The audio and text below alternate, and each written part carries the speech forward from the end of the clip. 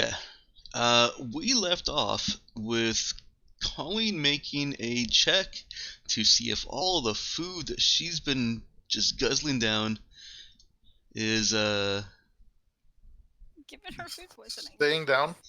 Hey, it wasn't even a bad roll.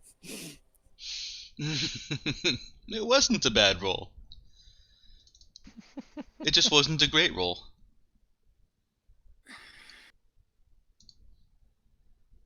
And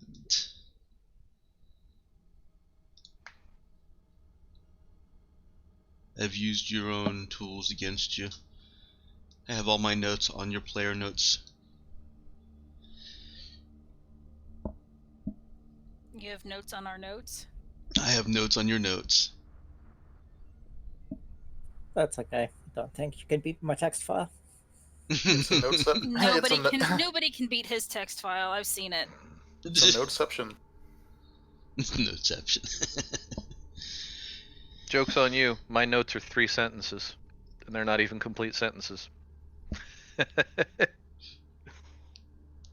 Those are the best notes. So Colleen was at the food court, and Cap has just caught up with her. Dude is still at the bar, and Nemo is still immersing himself in research and cultural research. Actually, Nemo was heading to the medical area. Okay, that's what I was missing. Okay.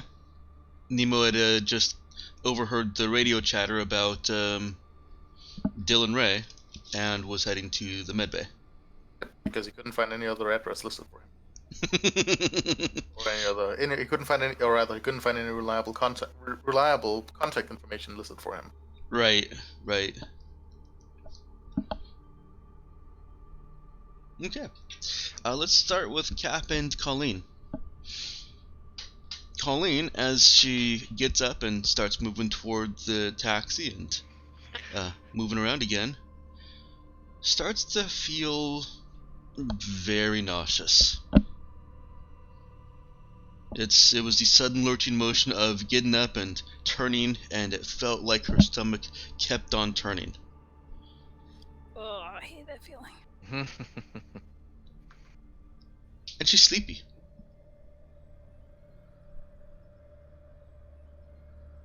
Oh, can she be sleepy with all that caffeine? That is a great question, yet somehow she is sleepy. Or lethargic would be a better word for it. That's a little bit more... Okay, food coma. Makes sense. Yeah.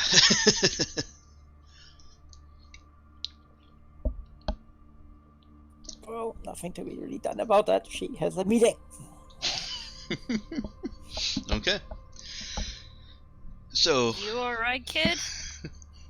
Yeah, fine. It's all the moving around. On the ground, not in space. That's weird. You don't look all that great. Where are you off to?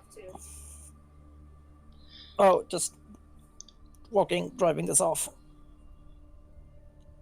At some point you should check on Dude. I'm not entirely sure he saw all that. Fine.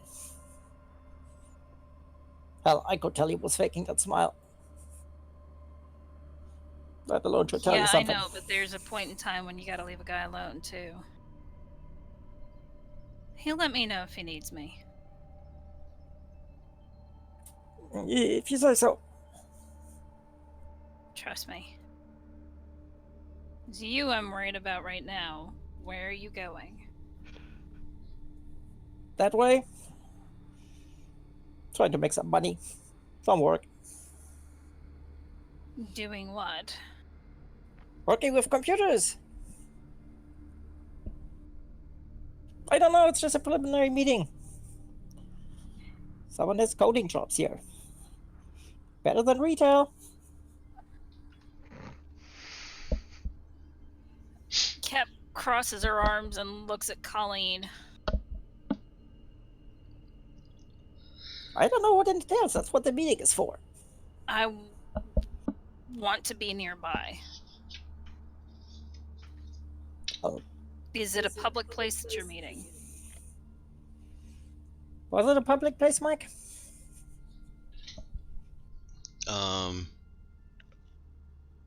It was one of those kind of non-public public places. It is technically public. Technically, people can get there. Actually, Colleen doesn't know. I But she forget. has an address? You guys have been here for like one day. Yeah, she was given a location that didn't have an address, but it was easy enough to get the address for it. It looks like what I just described, like the kind of place that you would go to meet somebody for a seedy job in public. There's not going to be a whole lot of scrutiny of people that are in the place. But if a fight breaks out, it's public. Well, public enough. Look, if I need help, I can call you. My combat here and everything. I'd rather be at least sort of nearby. You said it's a public place. Yeah, but you might spook the nerds. Spook the nerds. It's what the local kids here say. Now, the local nerd is cautious and prone to.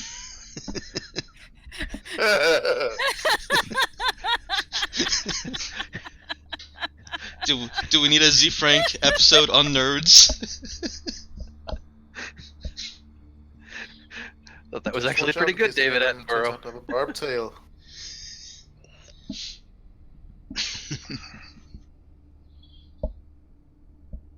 Oh, Speed was slightly paranoid and you kind of stand out? I mean, it's a coding job. It's not nothing crazy. We're just talking. But money would be nice. Do you have any idea how much they charge here just to get your hair dyed? No, I don't. I do. I mean, it looks awesome, but hey.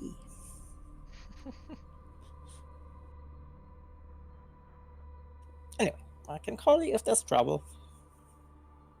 You better have me on speed dial. I have everyone on speed dial.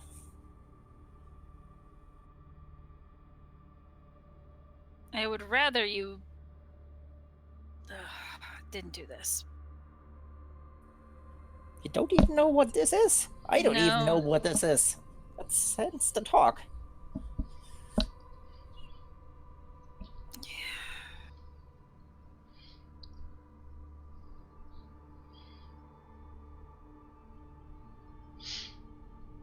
All right.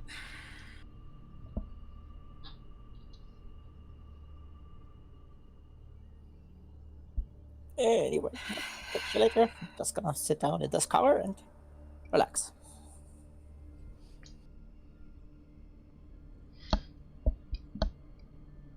Cap will go find another car and have it follow Colleen. Okay.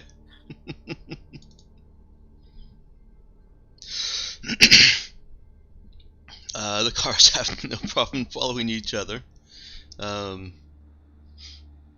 It's probably pretty commonplace for large tourist groups, not so much for single individuals.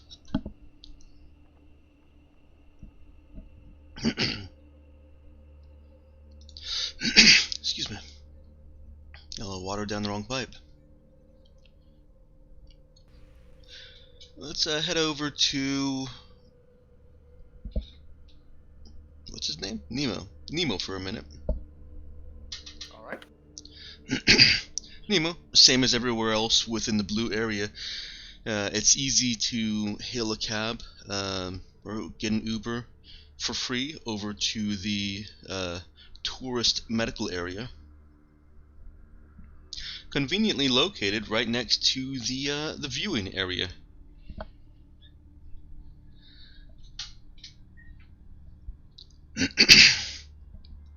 So he makes his way on over there and is brought to a room clearly marked nurse or medical,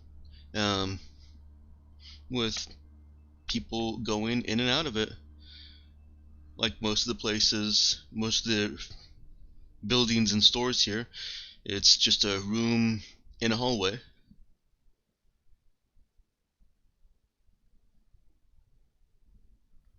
Does there appear to be a receptionist of some sort? Oh, I hadn't assumed that he'd walked directly in yet. Once he walks into the room, it is a small suite of offices or rooms. You can see a couple of people waiting. It looks like they may have been made nauseous by something. And there is indeed a receptionist who looks up brightly as Nemo enters. And is starting to push a form towards him. I'll walk up to the counter and flash her a endearing his best replica of an endearing smile. She's matching it, and she says, "I hope you're enjoying your stay on Culture. I'm sorry if you're feeling any discomfort or pain. Fill this out, and someone will see you." Oh no, I'm not in any pain, and you really have a wonderful planet here. This show is absolutely amazing, but I'm actually looking for Dylan Ray. I'm here to visit him. I was Oh, told that he'd be here. the Tsoo scholar. Yeah, he's here. He'll be here for a couple more hours. Are you a friend of his? I am. It's nice to see he's got a friend willing to visit him. And well, Liar, you know, we're a little concerned. We're a little concerned about him. Could you tell me anything about his condition? And no worse than usual.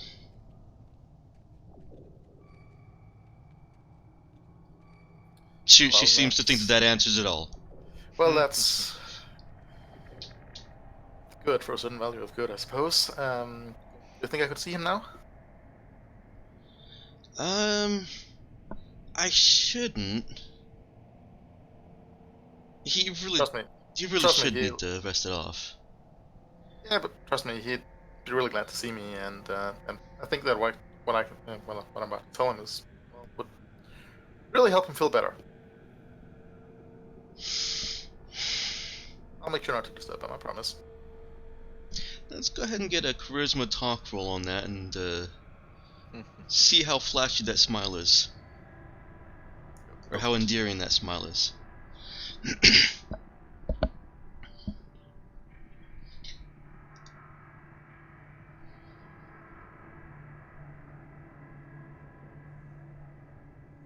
make sure that I have the modifier in the right place. I do.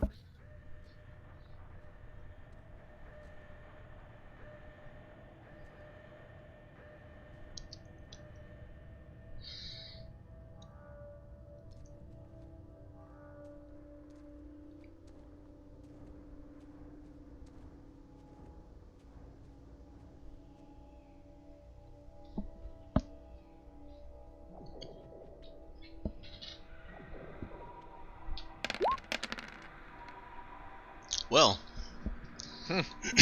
Would you look at that? That is certainly an endearing smile and charming manner. She actually blushes a little bit as she's searching Nemo's face, and pulls back the clipboard with the form and the pen. It would be nice to see someone truly connecting with him. And you hear something on the door beside her click. She tilts her head slightly towards it. We'll smile again, and grateful nod and a wink, and then quickly slip through the door without drawing more attention to himself. Okay.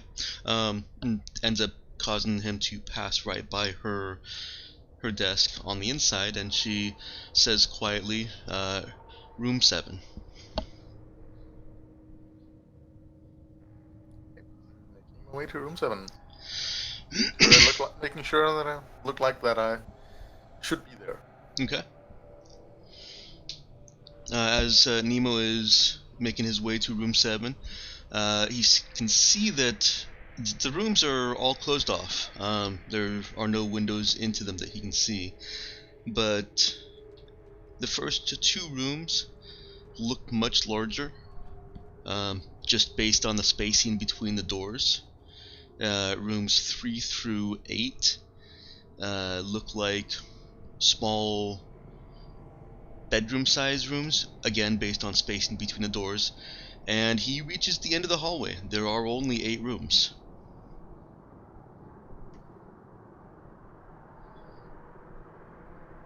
Well, then the second to last room should be room 7. It is indeed. Does he walk on in? There's Yep. enough. Just, What's he doing? just carefully slip the door open to take a look inside, see if there's anyone else except if there are other people in there. There is a nurse in there. She's manipulating the IV drip and various other equipment attached to him. She glances over at Nemo and then goes back to what she's doing. Just slip inside and wait by the wall until she's finished. She looks over again and says, "It'll just be another moment." Of course, take your time. I'm sure that you're taking good care of my friend. She rolls her eyes. And after another half a minute, she is finished with setting up the medication or adjusting it or doing whatever she was doing with it. And walks past Nemo without another word. You see the man that... Does Dylan appear to be conscious? Yeah, he does not appear to be fully conscious. He is lying in bed, kind of absorbing the chemicals going into him, which are presumably to take other chemicals out of him. Right. Oh, trying to get his attention. He looks over, a little blurry-eyed. Hey. Mr. Dylan Ray? The authority on the Tsoo? That's me. Good. I was hoping we could speak a bit on the subject matter of your expertise. Are you here to interview me? Yes. Man. But if I've put you So at a bad wonderful. Aren't they fantastic? time, they are quite extraordinary. Unlike anything I've ever seen. Unlike... Oh, ho, ho, ho. He falls silent for a few moments. I really should have better music for this. Maybe something happy and poppy.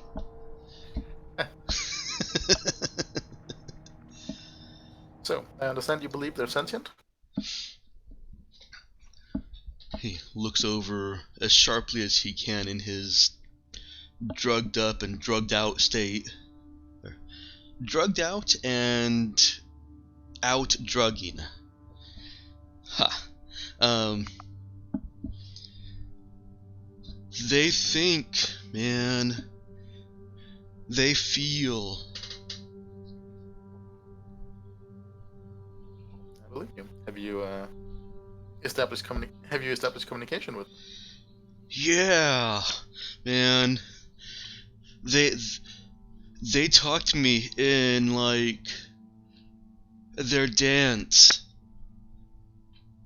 Like I can see the movements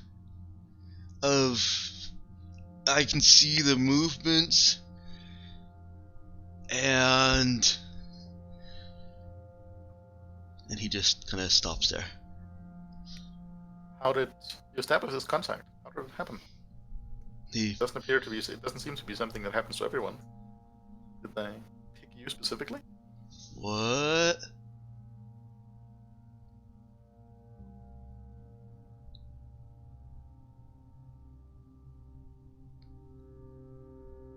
Sorry, Mel, that's his response. Mr. Ray? Man. What were we talking about? The Tsoo. Oh.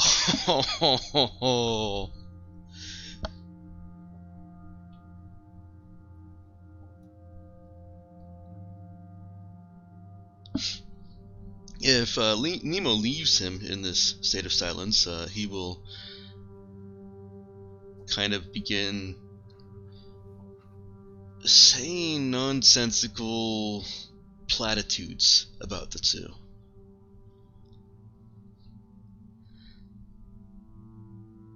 He doesn't really look coherent enough for a intelligent conversation. Well, while he's out, does he have any personal prop? Does he have any wallet or anything on his nearby? Any personal property that I can examine? Yeah, he has a wallet and a couple of kind of touristy knickknacks. Right. Anything that would indicate a permanent address or communication frequency? Anything to get in touch with them by?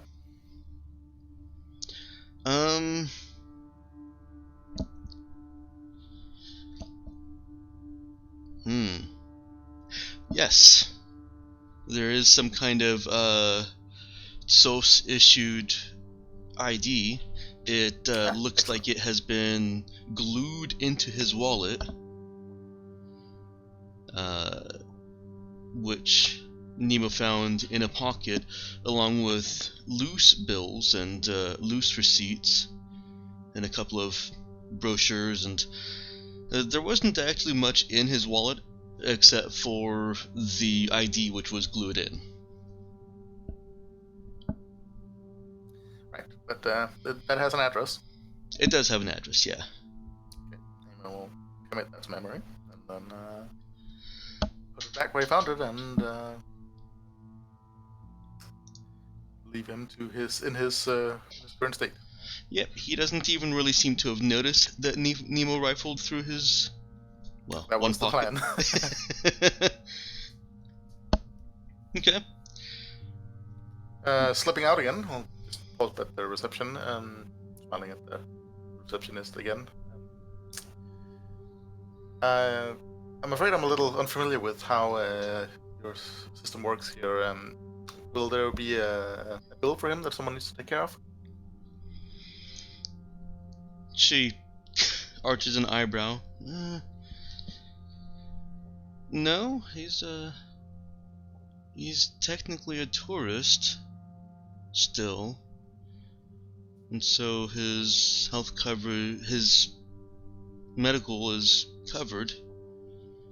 Excellent. Thank you again. That was very helpful, and I'm sure he feels much better now. Oh, I'm glad. I'll Such leave a him nice to your man. I'll leave him to your excellent care. He'll be spry and sprightly in a few hours. See if Just, you can get him to ease off a little. Get him to what? Sorry. To ease off. This kind of thing, does that happen a lot with people in general? I mean, after the show's overwhelming them like this?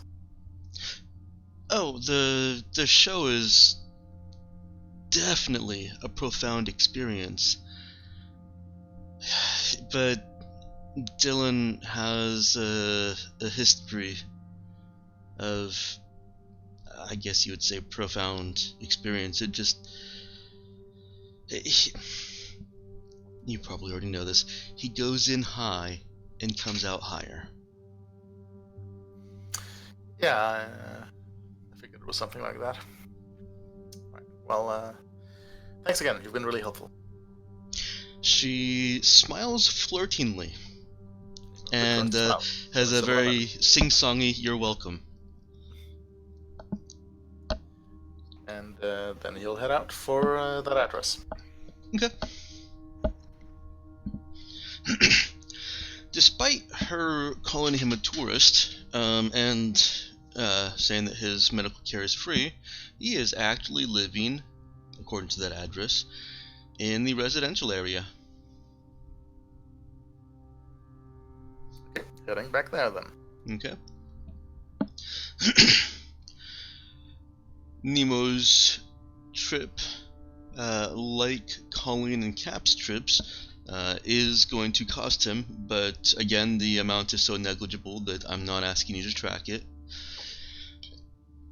Which is good because I'm not sure I actually have any money tracked on Nemo's character sheet at all. It's easy enough to set up a what the hell are they called? Credit shit? A cred stick, Jesus. A cred stick that just draws from a pool of funds for the whole ship. And that's one of the things that I think we could have, out of character, just glossed over while the characters did it. Sure. I guess you technically need to have done that at an exchange. I'm not going to worry about it for now. I will deal with that nitty detail later. I am going to jump back over to Colleen and sort of to Cap, since Cap is just following. Colleen, your driver makes some pretty good time, and despite the slowdown from the world spinning underneath her and feeling it, she seems to have made it on time.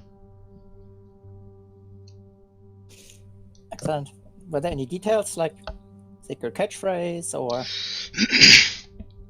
wave Nope. their hands around, something like that? Okay, in that case, yeah, you just walk to the meeting place and see if there's somewhere to sit.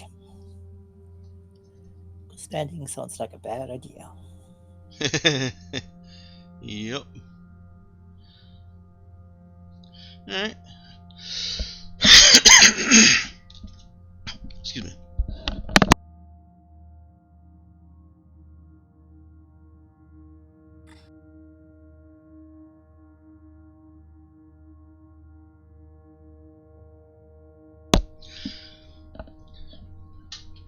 She's taken to the Bent Fire Bar. The only instruction she really was given was corner pocket.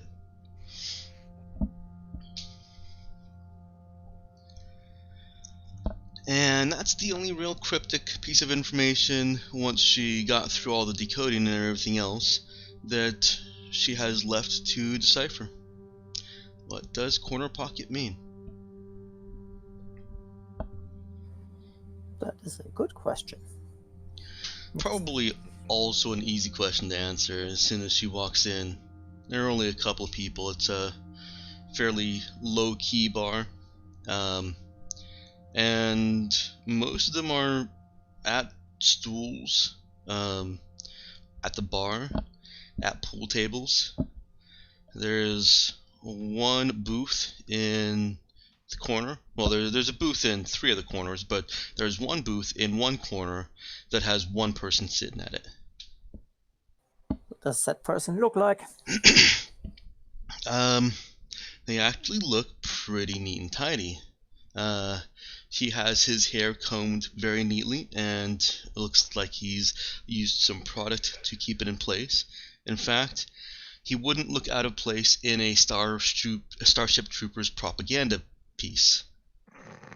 Ooh, Colleen would like to know more. Service guarantees citizenship. I'm doing my part. In all fairness, Colleen would look like that if you were to push a giant gun in her hands. He looks like he could be wearing a uniform, but it also doesn't look out of place. Or not uniform, nice dress attire, but it also doesn't look out of place because it looks like nice worker attire. Okay.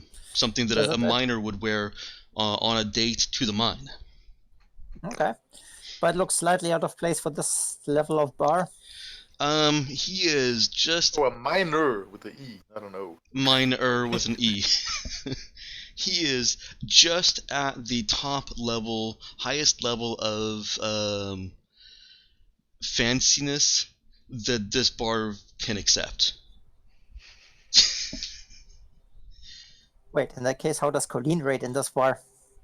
She's fine. She's wearing cargo pants and boots and has sprockets in her hair Which is weirdly with dyed and a weird shirt. Okay. She looks very out of place. She looks like a Also, tourist. pink backpack. Yep, she definitely looks like a tourist.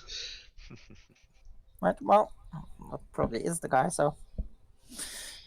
Colleen does get a No, couple the of cryptic glances. thing it's less cryptic now, so yeah, she would slide in there. Okay. Colleen does get a couple glances thrown her way as she comes over, and the guy is just watching her the entire time she walks over. As she sits down, he rolls his eyes. Jesus Christ, didn't know you were a tourist.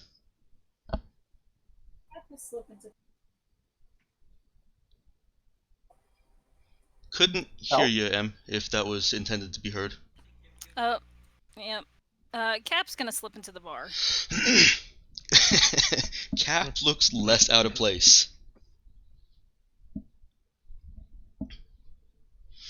She also, however, gets a couple glances, and these are more than just, oh, hey, another tourist kind of glances. These are, oh, look what just walked in kind of glances.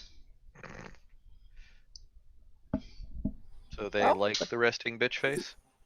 The resting bitch face gives them a raised eyebrow and gives the don't even think about it look. They go back to their beers. Well, if anyone else had the skills you're looking for, they would have showed up by now. Yeah. I knew you were an off-worlder, I just didn't know you were, so touristy. It helps you blend in. Also underage. Just had to be a minor. The password was not catfish, so it's fine.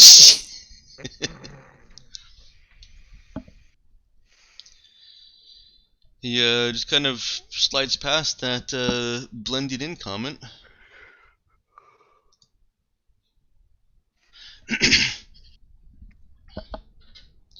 And asks her how serious she is about this job. Well, could definitely use some money, so didn't exactly give the details, but I'm usually good. And I'm very good at what I do. But and look on the bright side. Once my ship leaves, I'm gone too. And what side does your moral compass sit on? It doesn't have a side. It's a TBD. It's a D20 for crying out loud. It's on the magnetic North Pole. He says, it's a Just keep spinning. it's a D what? I mean, you're not planning on murdering a bunch of people, are you?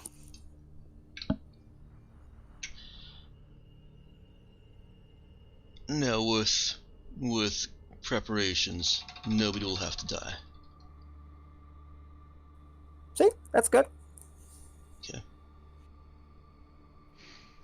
Besides, you need someone to deal with data on computers, machines. I'm good with that.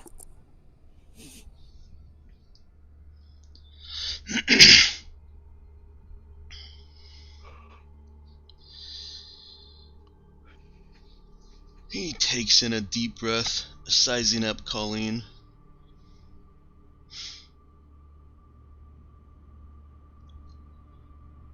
Do you think you could crash one side of one side of the city? Sure. As long as I have the access I need, absolutely. I mean, what type of crash are we talking about? Do you want me to fry the entire system, shut down certain sections of it, just override the whole thing?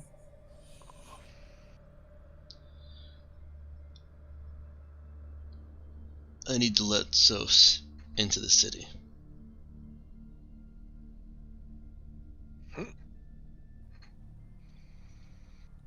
Isn't that a little bit tricky? Because you would have to create an opening for them to get in, which means the atmosphere gets in.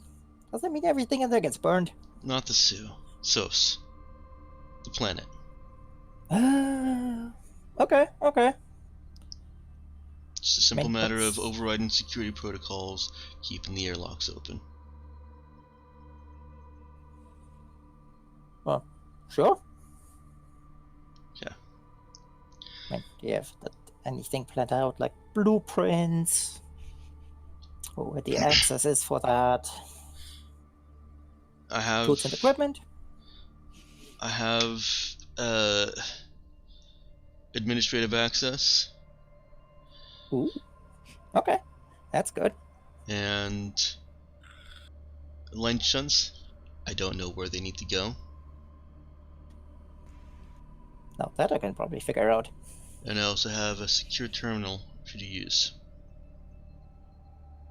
Alright. Why do you need them in the city, though?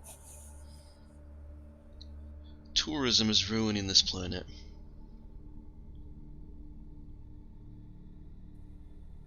Fair enough. I mean, wouldn't it be easier to just override the message you're broadcasting into space that says, "Welcome? Come here, visit us," to stay the hell away? No, that would just get fixed quickly enough. Okay. Wreck So what the are the tourism Tsoo area, going to do? make it unsafe, and people will stop coming, and SOS, as a planet and as a people, can get back to our normal lives. Wait, your normal lives? What are your normal lives? I mean, We're what's minors. normally going on here? Ah. Okay. Well, fair enough. Then how did he turn into a tourism trap? I mean, it works. She looks at her shirt. Yeah. Some idiot thought there's some meaning to the native Sioux movement someday, and it Is went it? viral.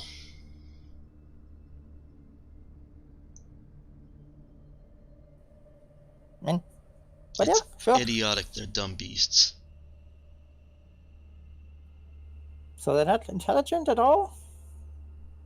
Is a dog intelligent? What's a dog? Uh, it's a animal. You've never seen a dog? Think I've read of them? Not much place for them on spaceships, I guess. I guess not. But yeah, sure. We can. I mean, if you have the access, the tools, and the terminal, yeah. See no problem with that. But wouldn't it be easy to just mess around with the environmental controls of permanent outages everywhere? Things that break down that just make life very uncomfortable, and then the tourists leave and spread the word, hey, this place is not great. Could work. Could take years though. Can't keep you around that long, can I? No offense, your planet is not all that great. Not anymore, it's not. Alright. I mean, yeah, we can absolutely do it. To compensation? Compensation. Pardon me. My mouth is extremely dry this morning.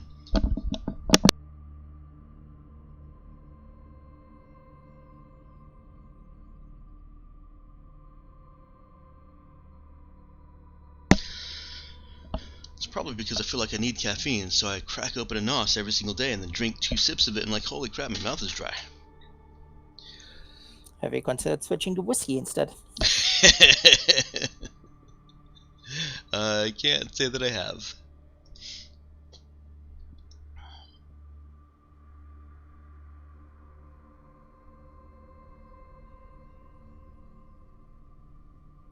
But yes, compensation. Give me a second here.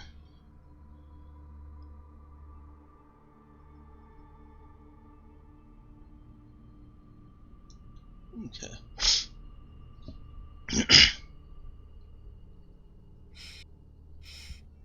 Cap's not close enough she can overhear this conversation, right? She would have had to try a sneak check if she wanted to get closer. Nah.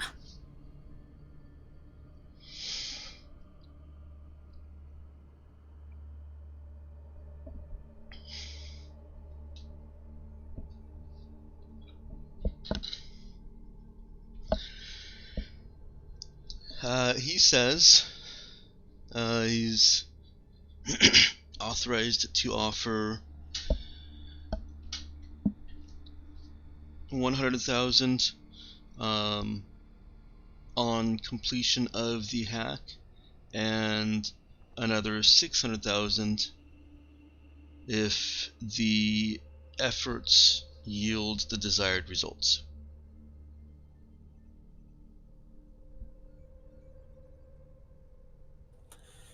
I mean, in all fairness, the desired results, I can accomplish what you want, but how the hell am I responsible that it doesn't have the result you wanted to have? Well, that's pretty easy. A desired result is simply everyone that's still inside the tourist area at the time. Well, at the time you let Sos in, is trapped in a temperature-controlled room. They won't be hurt, or fried if they're on the street. We'll try to avoid that. And everything else inside is destroyed. Our internal electronics here aren't designed for the heat. Alright. And after all that happened, how do they get all out? I mean, the Tsos and, well, the tourists? First priority will be fixing the outside, fixing the airlock, bring the temperature back down, and then a rescue will be mounted. Alright. It sounds doable.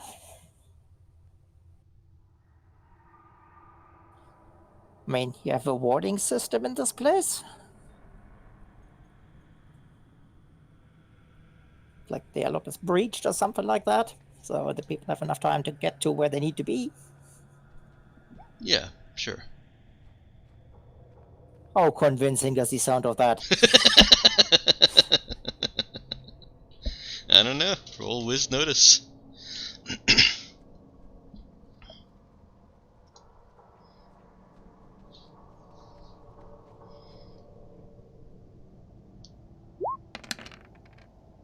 I will be back in a moment.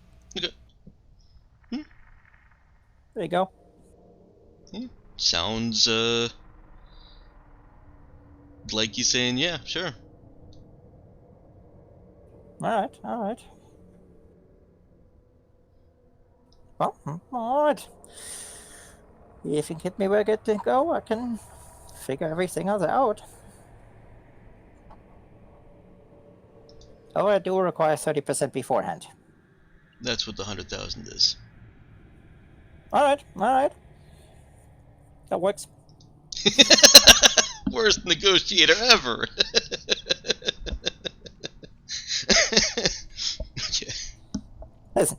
100,000 is a lot to someone who now only has 260 credits. Yeah, it is. Okay. He gives her a window, says that this is when the tourist center of culture goes through cycles, and this is when the fewest people will be on. The only people will be around will be maintenance staff, cleaning up, making sure everything's in tip-top condition. And that window happens to be tomorrow, All right. just after 6 p.m. Since you said you have the administrative access, I could use some of those passwords to get me in there. Unless you want to just create an alias that I have a user account. That's all taken care of already. Okay, okay.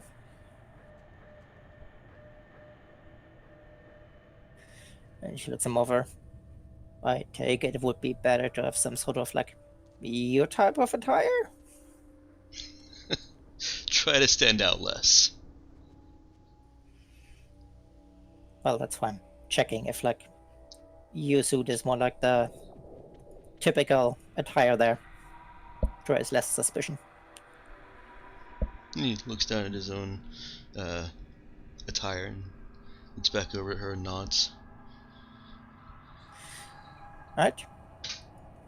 Do you have a good shop for that? What was the question? Does he have a good shop for that? Oh, yeah, Where one would acquire that sort of attire? he sends her to a clothing shop that sounds like it specializes in clothing for minors. With an E. Is there one nearby that's for minors? No. No minors are us? No minors are us. Okay. Well, she will get this to that as soon as basically the advance fee has cleared. It is in the account. Okay.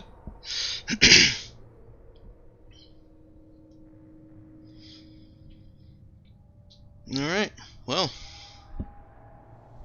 He gives her a stern looking over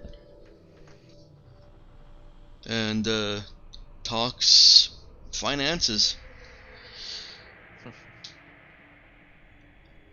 Says that he will need to take a genetic ID from her,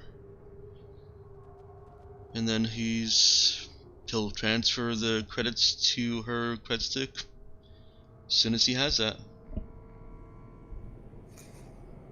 All right. He pulls out a small pad. It's not as sophisticated as what the Galactic Mandate were carrying around. It probably has the same limitations as the one the Galactic Mandate had, in that it's not broadcasting anything, it's just storing data. And pushes it towards her. Right. Well, she does give it her thumbprint. Or genetic thumbprint. Yes. Okay. Alright.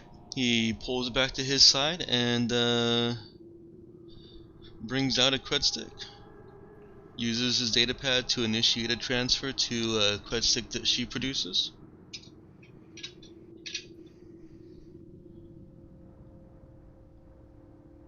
She does produce one? Yep. Okay. That's Yeah. the one she's been paying stuff from. Okay. And he transfers 100,000 credits to her.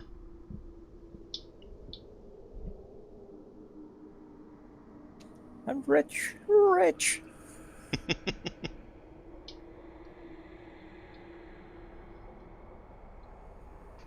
All right. And once everything is done, how are we going to meet for everything else?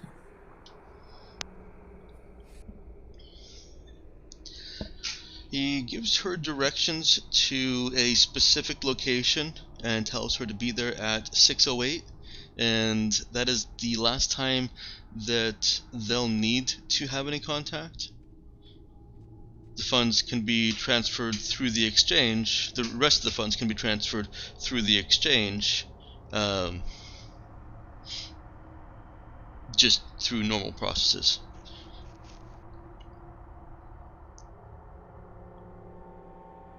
Alrighty.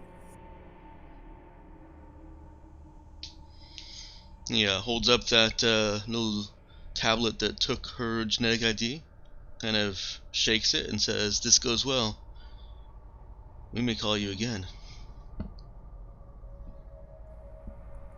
Well, hopefully everything works out. And you get your planet back? Kind of actually looks he lets himself down a little bit, says that would be nice. I mean, even if you get rid of the tourists, at least keep the food court. I think even miners appreciate the food. I guess I'm guessing you haven't had any real properly cooked food around here, if all you've got is the food court. Compared to what I have on the ship, it's fantastic. You get a chance Imagine for living of spam and people. no, you get a chance before all this goes down. Head over to the pasta place. That's real food. That's Tsoo's food. Alright. And none of these stupid names like pasta sauce. But it's so good. So we have a minor food snob. Which I one? don't think I was gonna say. I don't think Colleen rates as that, seeing how she carries packets of mayonnaise. I think ketchup, he was talking salt about and the pepper other at this minor. point. Yes, the other minor, not It's that possible. minor. Minors, not minors. I'm not following. Okay. Does Colleen take her leave? Yes. Once she's kind of provided the data on everything he basically has on the complex, on the terminal, access codes, that kind of thing. He says that he's actually going to give that data to her at 6:08 p.m. tomorrow. Okay. That works. Okay. He watches her walk out. How much is Colleen paying attention to her environment? Fine, she's looking people over, but it's not like she's scrutinizing everybody. Okay, That and would how be much paranoid. is Cap trying to not be seen or noticed by her? Oh, is Emma back yet? Cap, yes. Okay. Cap is attempting to stay out of Colleen's line of sight. Okay, so we're gonna do an opposed check on that.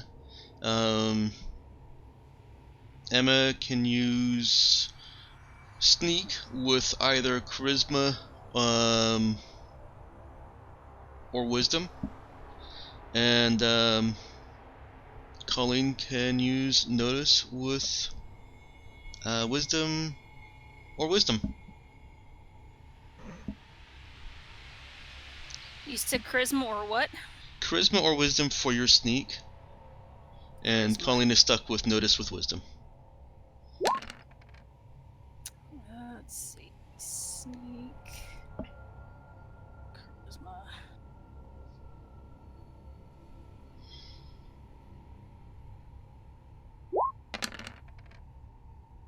Well, Well, Oh, then. yeah. Colleen sees her. Cap's not the sneakiest. No, she's not. She's got a -1. So not sneaky at all. All she's got is her charisma. Yeah, Colleen does see someone that looks very much like Cap. Same hair, same clothes, She doesn't see the resting bitch face, though. That's okay. She can imagine that. As well as the look of disapproval. I thought it was part of the resting bitch face. Only when she's looking at Colleen. The space captain community No. is tired of your shenanigans.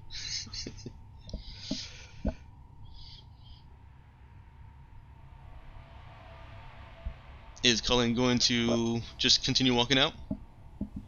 Yup. Okay. Cap gives It's it a going moment and basically- follows. Okay.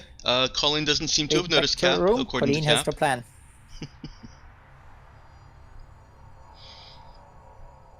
Okay. Oh no, And- actually, she has to buy a tire first. So Colleen goes shopping. Yet again. Oh, attire. Clothing, not attire. Yes. Yes. Okay. She wants a tire. She would build herself a tire. Well, for this attire, she gets to the minor apparel shop. It's a little bit nicer. It looks... Basically, he was wearing what would be the equivalent of a minor officer's apparel. Like a desk foreman. Oh, One that that works. it's a attire that is utilitarian enough. He could actually get out and zip himself into a suit here and go working, but is also on the lowest edge of professional looking.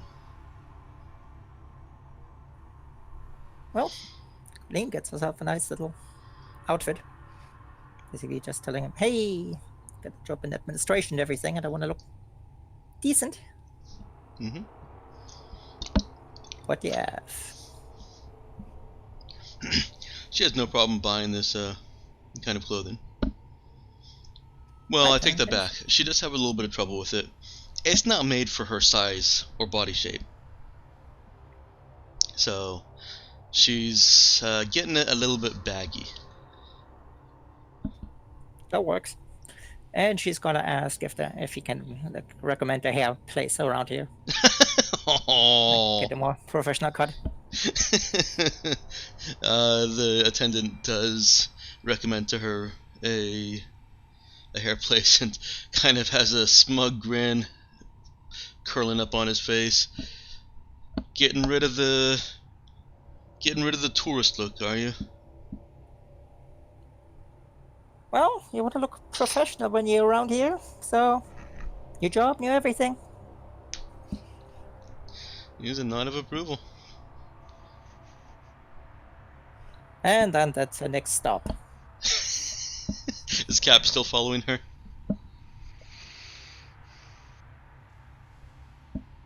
You may be muted, Emma. Yes, she is. Okay. And when they get to the hair shop,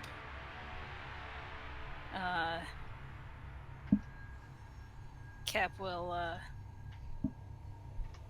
kind of go in and lean against, or find a seat, basically. Okay. Not trying to hide from Colleen? No, Okay. not at this In all point. fairness, Cap at least would know that Colleen knows, because Colleen is bad at hiding this sort of thing. That look of smugness ever since you walked out the bar has not left her face. Basically, I know you're following me, and I saw you. Yeah, Cap can tell that Colleen knows she's been following. It's easy. And Colleen sees when Cap walks in. The stylist is still has sat Colleen down and is getting her utensils already, her equipment already. Hasn't actually asked Colleen what kind of style she wants yet, so you haven't gotten very far in the process.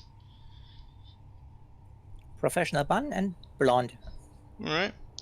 Is there any interaction between Cap and Colleen before that cut begins? It's more like dyeing How and much weaving. did the fancy hair cost you, anyway? A couple of hundreds. Totally worth it.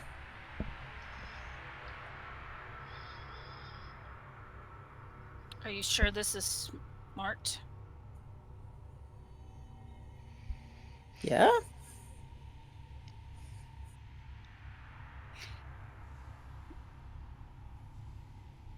It's a lot of money we can use for the ship.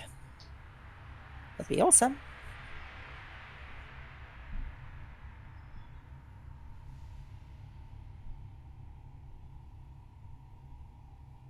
Nobody's supposed to get hurt, so bonus there. It's the hairdresser looking at them funny. Yep.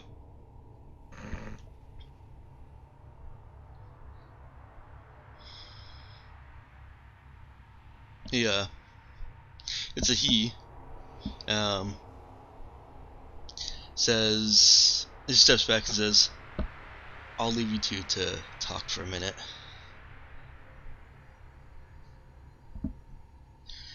And he doesn't go very far, but he does occupy himself with cleaning up his brushes and scissors and all the other goo gads that a good stylist has. All the other two dads. Hey man, I Apple shave get my closer. head. I don't do these things. Yeah. There are times I wish I could shave my head. You can.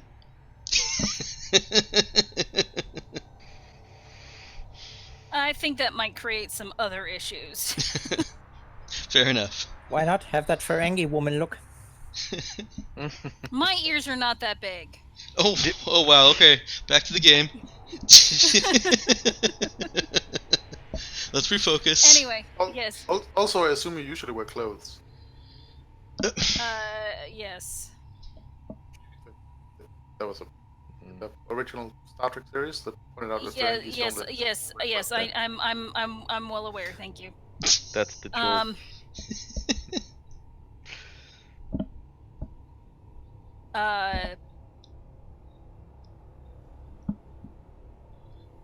Cab will move closer, and she's like, "I don't know what this is, but I don't think I like it." It's gonna be fine. Yeah. Let's be honest. Also, the money's really, really good.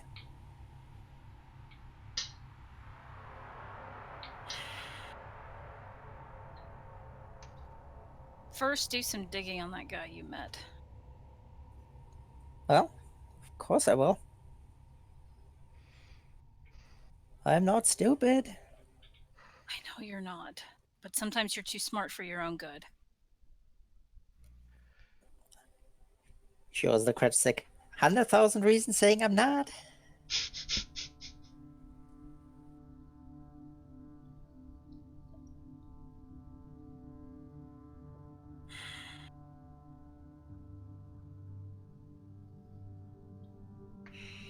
Besides, if he's up to really no good, and it's really something super dangerous, I'm in the perfect place to blow the whole operation. Because otherwise you can just find someone else. Sure, there are people out there who have no moral compass. Granted, not with my level of skill, but I heard that those people do exist.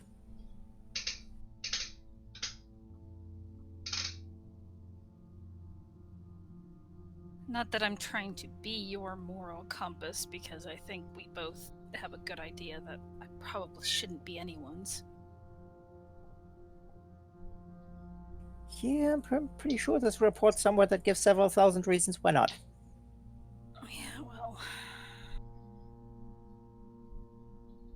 All I can say is be careful, and if you get into trouble.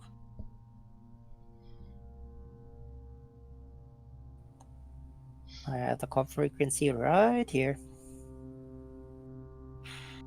I want you to put the same kind of tracer on that you did for Dude's tablet. On yours. You realize that's absolutely pointless because I can disable it anytime I want or spoof it? Yes, but I'm going to trust that you won't. That only shows you should have a tracer.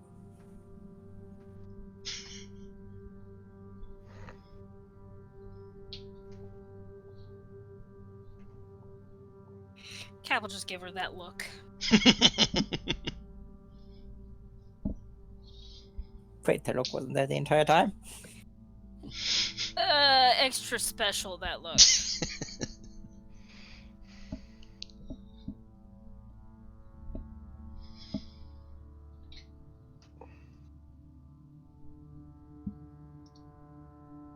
Look, that was super important. You know I would call.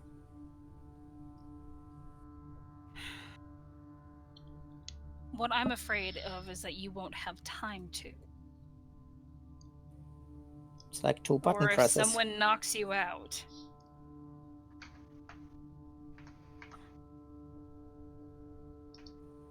Maybe I can hook this up to a vitals function. Instead of monitoring how many steps I take. I'll figure something out.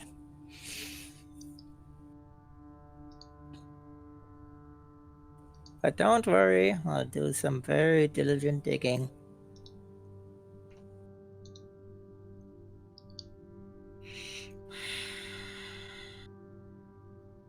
Alright. Mike, what time is it? I mean, in-game. You're at about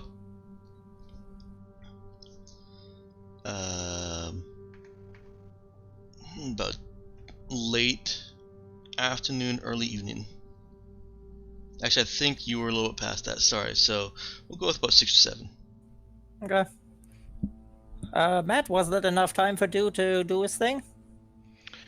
Yeah, I mean, if we're getting into early evening, then yeah, that's probably about when Dude would have typed up his little thing. You know, it was day drinking, but not like slamming down drinks. So this is the point where he was probably at a low enough ebb in his drinking to send something like that to her. Okay, so he has reached the self-pity phase.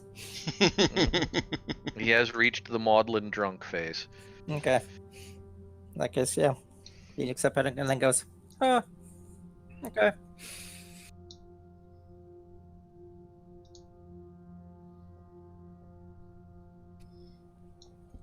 Then she gets blonde hair. Yay. Okay. It's a nice professional bun. But yeah, Okay. no cutting, just styling differently, dyeing it. Alright, the stylist is capable of achieving the look that she asks for. Yep, and then she makes for a room. There's obviously information she needs to find. Alright. Give me a moment here.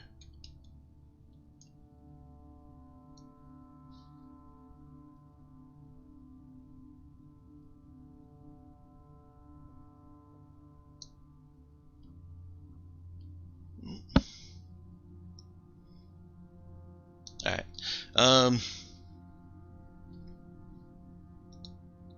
Let's flip back over to Nemo, who is taking a cab out into the residential area. Yep. You arrive at the address that was on Dylan's ID. It doesn't look like a terrible place, but it certainly isn't in the greatest neighborhood. In fact, well, you could say that about the entire residential area. It's not the greatest area.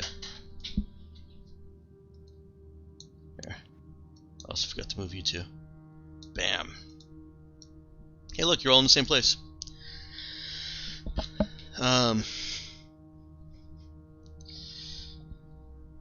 But it's a dimly lit street with sad-ish looking squat hotel-like complexes.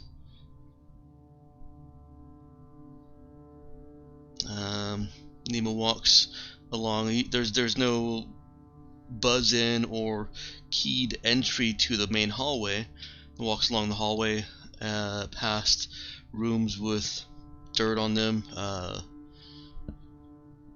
dimly lit hallway as well. Reaches Dylan's room. Okay. Is the door locked? It does appear to be locked. Are there anyone nearby? Nope.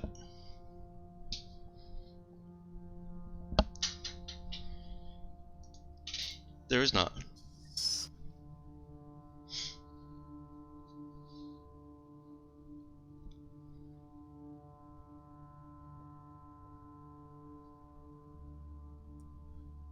I'm wondering what skill would attempting to pick a lock fix?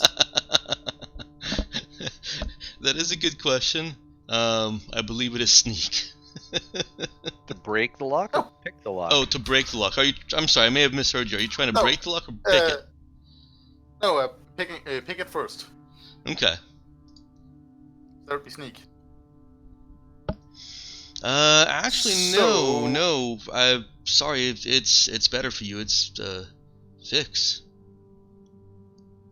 I'm gonna pull up that PDF here real quick. Makes little difference if it's sneak Okay. fix. Other than saving me from the oddity of social chameleon working to pick a lock as written. Yeah, looks like it's sneak anyway. Cause pickpocketing, defeat of security measures, disguise, infiltration. Okay. Well, presumably social chameleon shouldn't work on that. Presumably, social chameleon shouldn't work on that. Right. Let me see if there's a rewrite I need to put in there. I'm not going to argue that that I should have that bonus because that's what you've written, because that would be very, very strange. Okay. Thank you. It's strange enough as it's stretching as it is to have sneak there to begin with. So let's not stretch it beyond the breaking point. Yeah, I'll put some clarification in there that it's well, that it's intended for non-fine manipulation. I'll figure out how to word it so you can't just break Right. in with social chameleon. It should absolutely work for pickpocketing, for instance. That Yes. should absolutely work for that, but not in this case. But no, if no one is around, Nemo will try to discreetly the lock. In fact, I'll probably make it just simplify my clarification work and add a condition on there that it has to be with regard to people. So you're saying he can't charm the knob of a door. Can't charm the knob off a door. Saying it works with people is automatically inherent with both lead and talk, so including it for sneak just adds the obvious limitation. Yeah. Cool. That works. So Dex plus sneak. Dex plus sneak. I'll give that a try.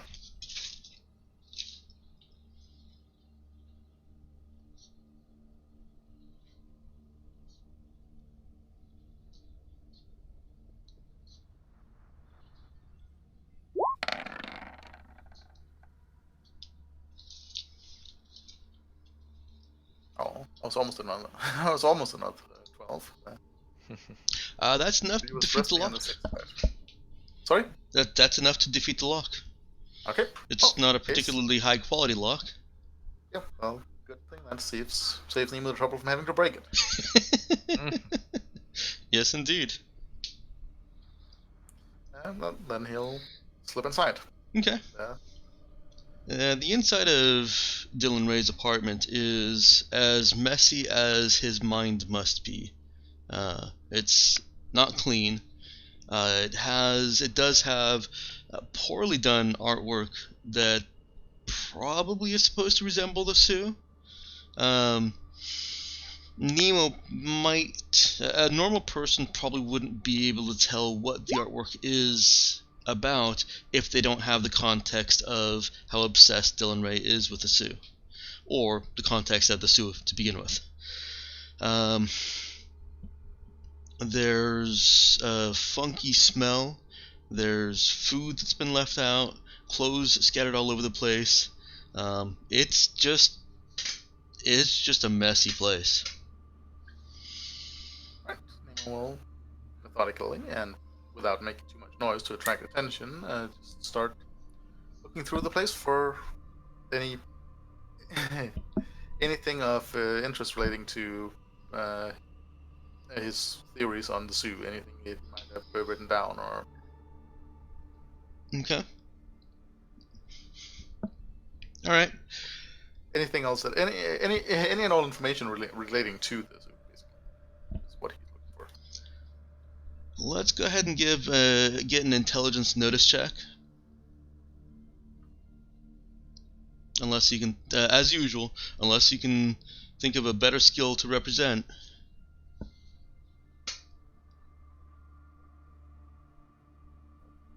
I'm actually looking at the skill list, and I think there really isn't anything. Perhaps administer. Yeah, that doesn't make a difference, sadly. Yeah, I didn't think it did. And well, acuity clearly doesn't work here, I assume. No, it shouldn't. Since again it doesn't involve humans. Right.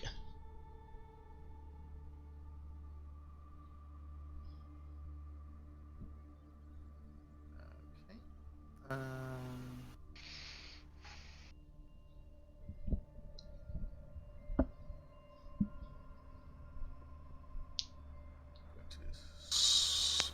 Use Equal Persona to switch persona real quick for the search.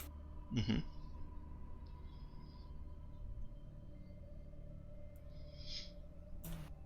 Notice.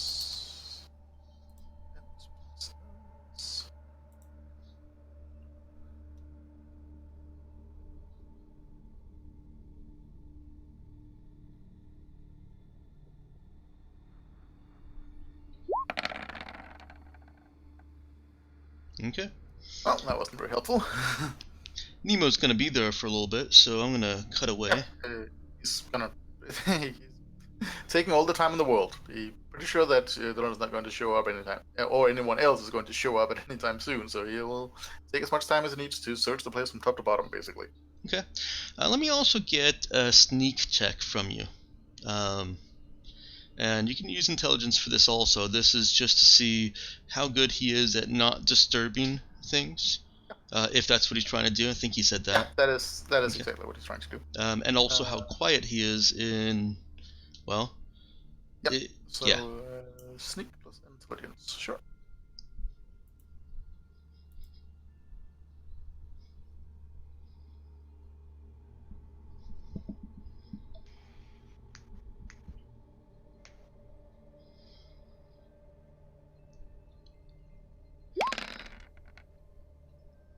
Alrighty. Some awful rolls, alright? Yep, just get those out of the way right now.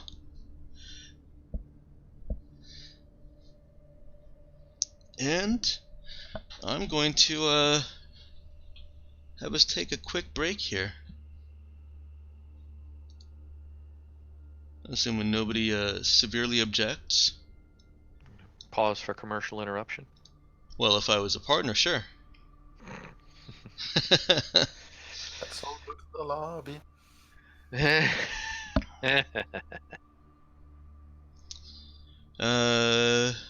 Corey, you've been quiet. Did you have any questions about anything so far? No, I'm trying to figure out what the hell's going on, to be perfectly honest. Since I don't know anything about the story, I'm kind of like, what the hell are you people doing? That's totally I'm fair. going to figure it out. I'm going to make more efforts this week to try and get back and watch your videos from before and see if I can catch up. My apologies this week. I'm not going to be all that terribly active. No, dude, that's... I thoroughly applaud that effort. I would not expect someone to go out and put that much effort into catching up on, what is it, 20 times 4, 800 hours of content. Yeah, is it 800 I'm probably hours? not going to put that much effort into it. Maybe only 80 hours. Yeah. That's yes, I don't think we would expect you to. No, seriously. Mark us up 1-0. Oh, it's the balls. I should have. If he wants to pick up from where we picked up his character,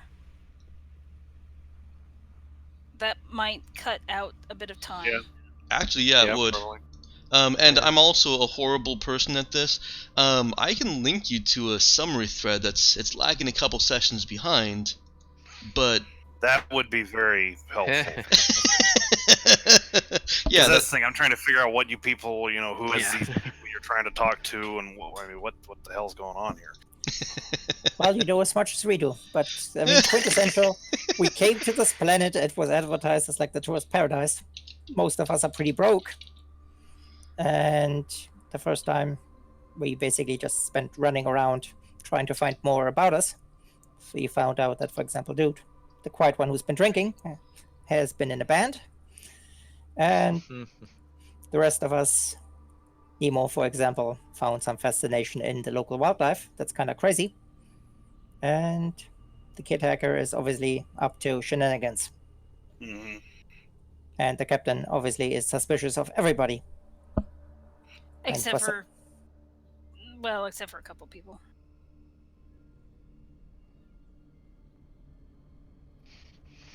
Okay. But as I said, Colleen was looking for a job, found some cryptic messages, and then she met a guy she has never met before in a bar. Obviously, he has a nefarious plan. Yeah. But he pays well.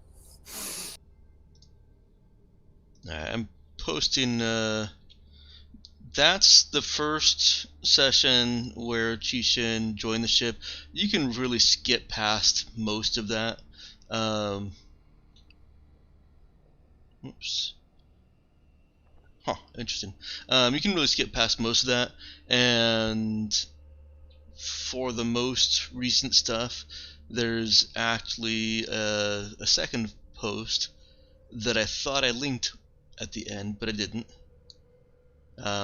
But just, yeah, we'll post that link also. There we go. That's beginning of chapter 2. Okay. So When it did Keishan and Kevin come on board? is, Kevin. in episode 11, So okay. the first link.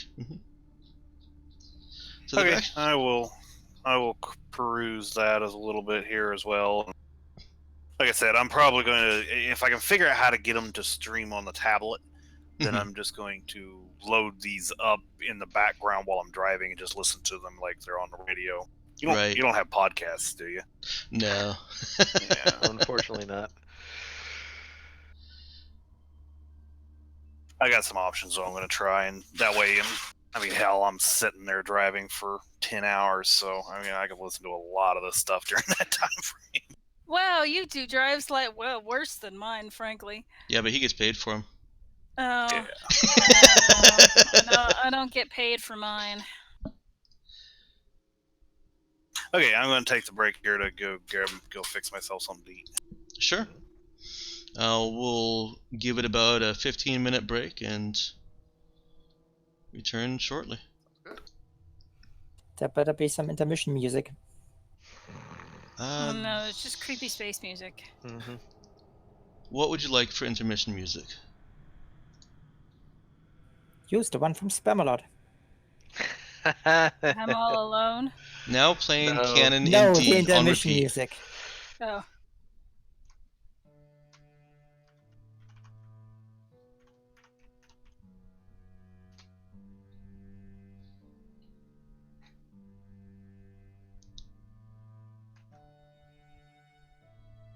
Oh God. Sorry, I couldn't believe resist. that's what you were looking for.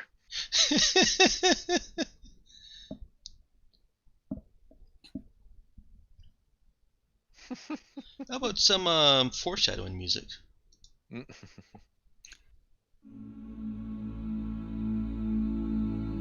That's really loud.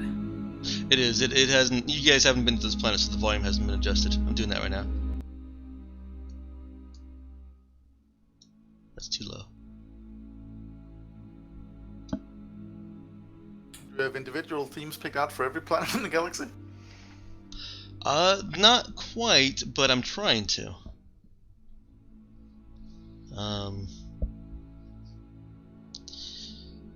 Wasn't very successful in finding one for this planet in time. But yeah, that's the intent.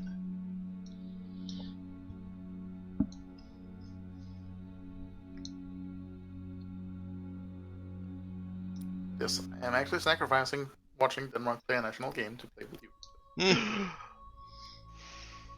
We're so flattered. Should be. Okay, cool.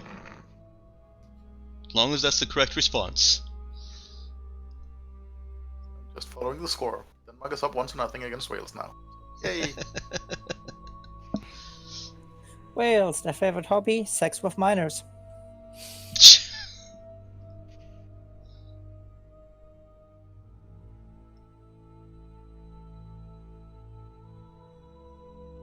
And sheep.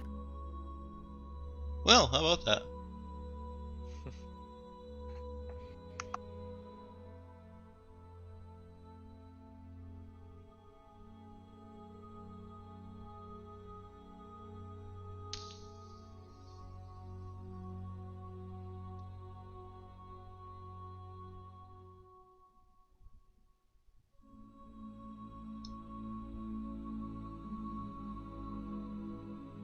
I will just bite to eat myself, I think. Do what? Go and grab a bite to eat. Oh, gotcha. Cool.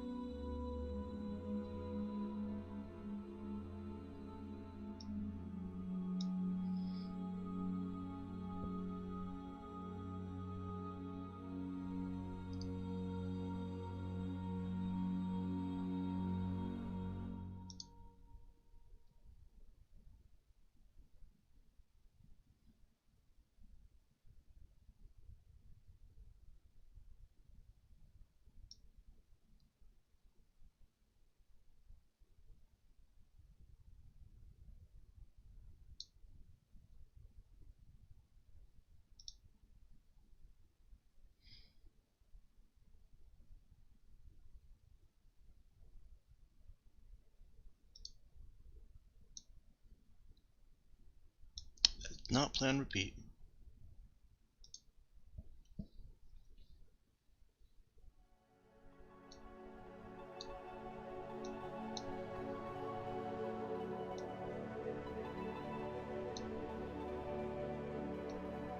Sounds very Final Fantasy-ish. I like it. Very good.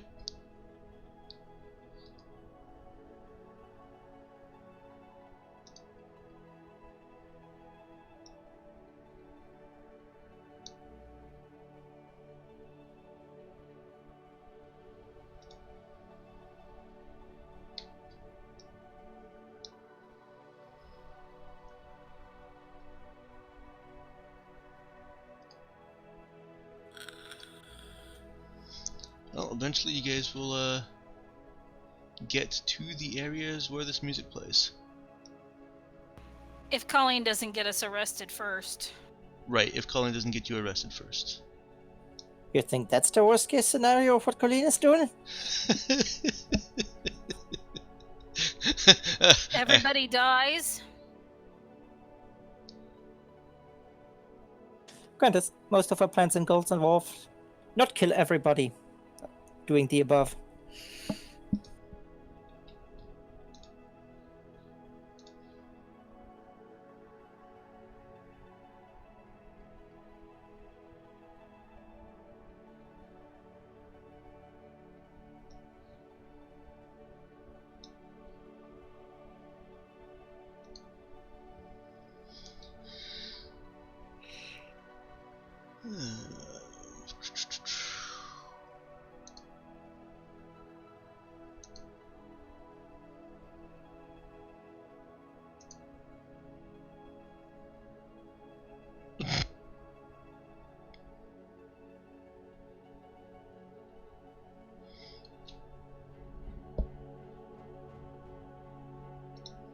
I like my intermission music better.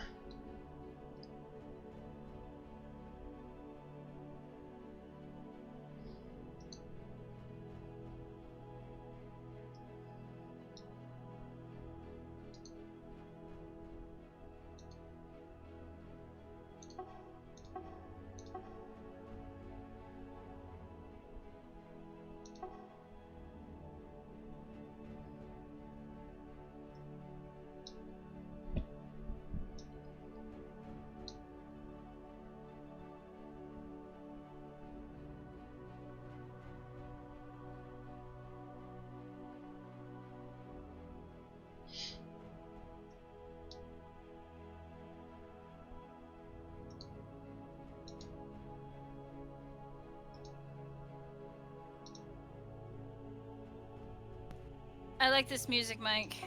Good, I'll try not to ruin it for you when you guys get there. I solemnly vow I'm up to no good.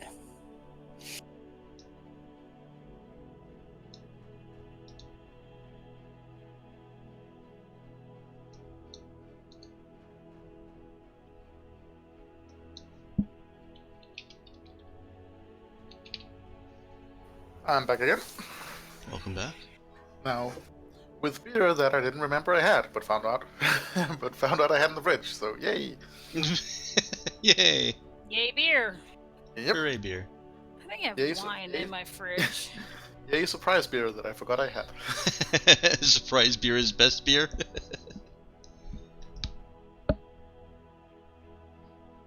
There's a subreddit called Shower Beer. People just having a beer in the shower.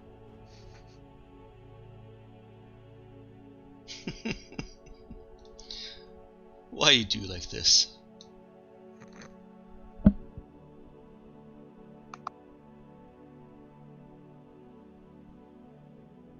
Yeah, you'd get hot water in your beer. Who wants that?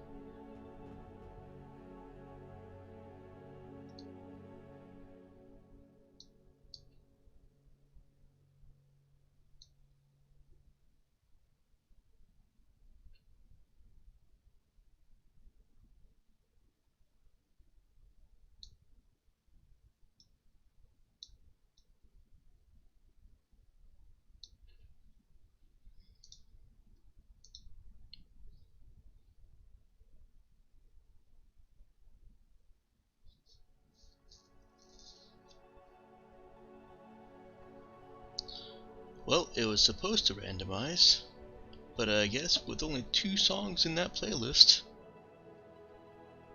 this is as random as any. Yeah, that's as random as it gets. It's okay.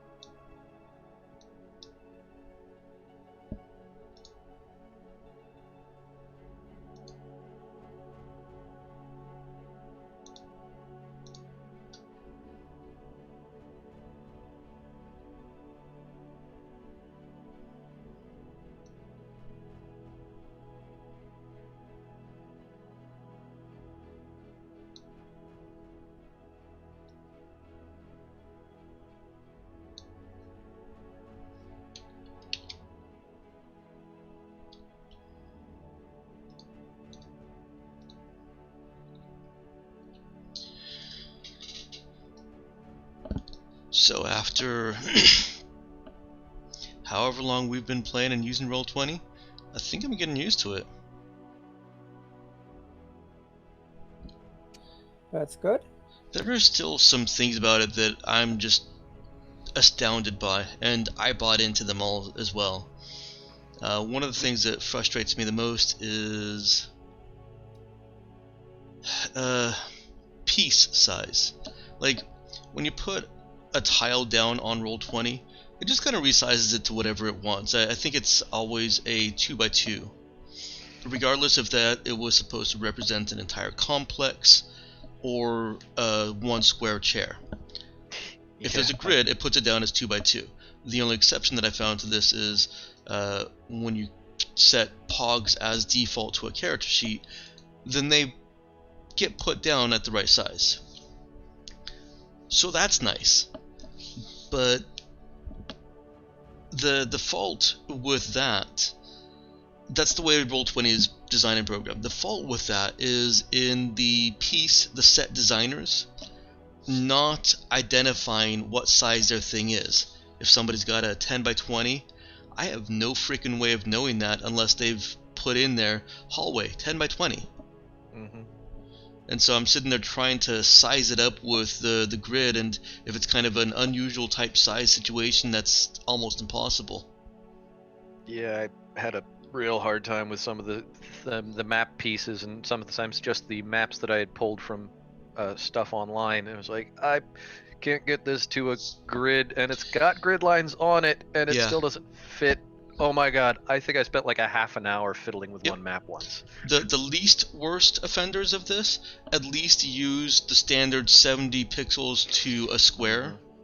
So I can just go find the file, download the file if I didn't already, find it, look at the size, figure out how many squares it's supposed to be, and then or just input those dimensions into Roll20. But there are some that don't even follow that convention.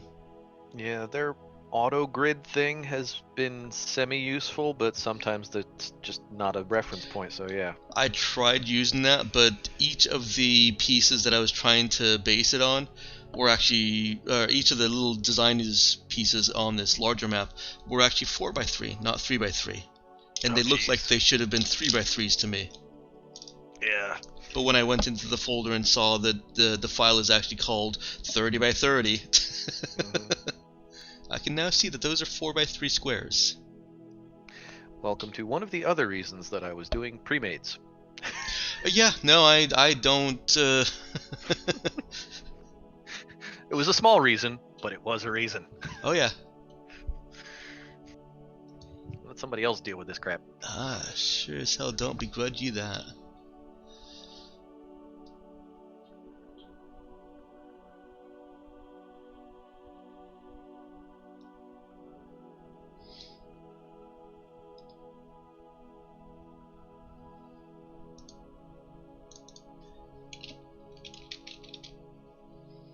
In fact, I might just make myself a page, even for NPC pogs that are reused, and give every single just reusable NPC pog a character sheet and set a default pog for them so that there's just, I don't have to go and resize every time.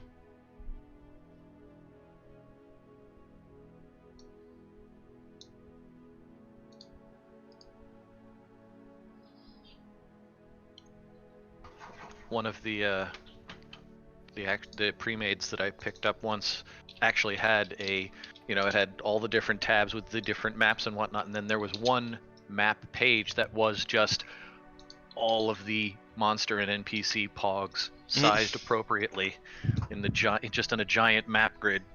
Yeah.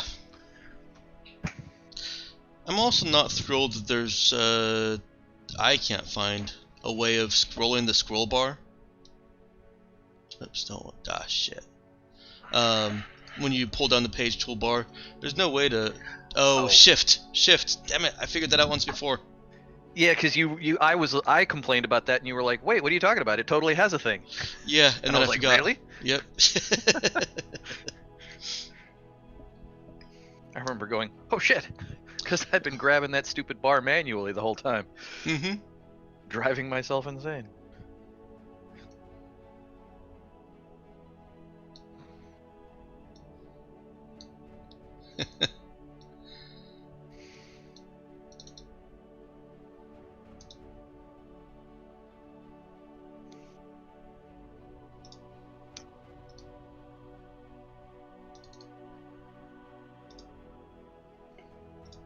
And that manual bar is pretty small.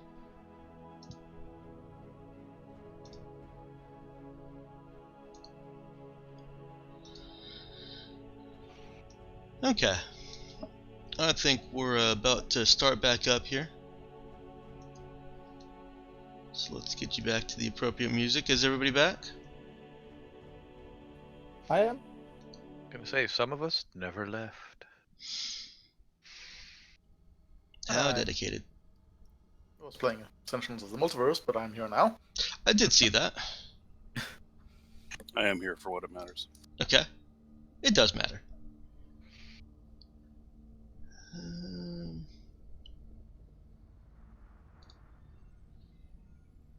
And I was winning for what that matters.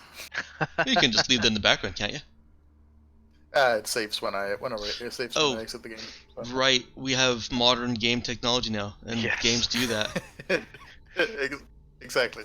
Just Unless you have a Nintendo Switch. Automatically saves the game state. Yeah.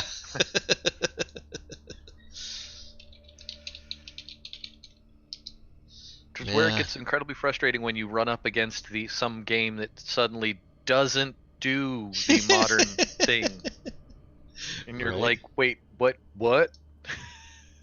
I have to find a save point?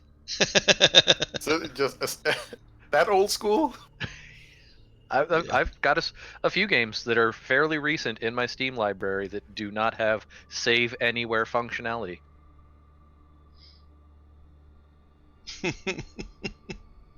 One of them is at least a modern update of an old PS2 game, Which one? Yakuza. Ah. Yakuza 0.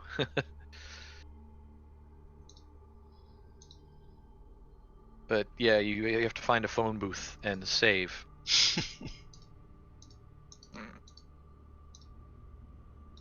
Well, at least that gives the phone booth some actual functionality back. Yeah.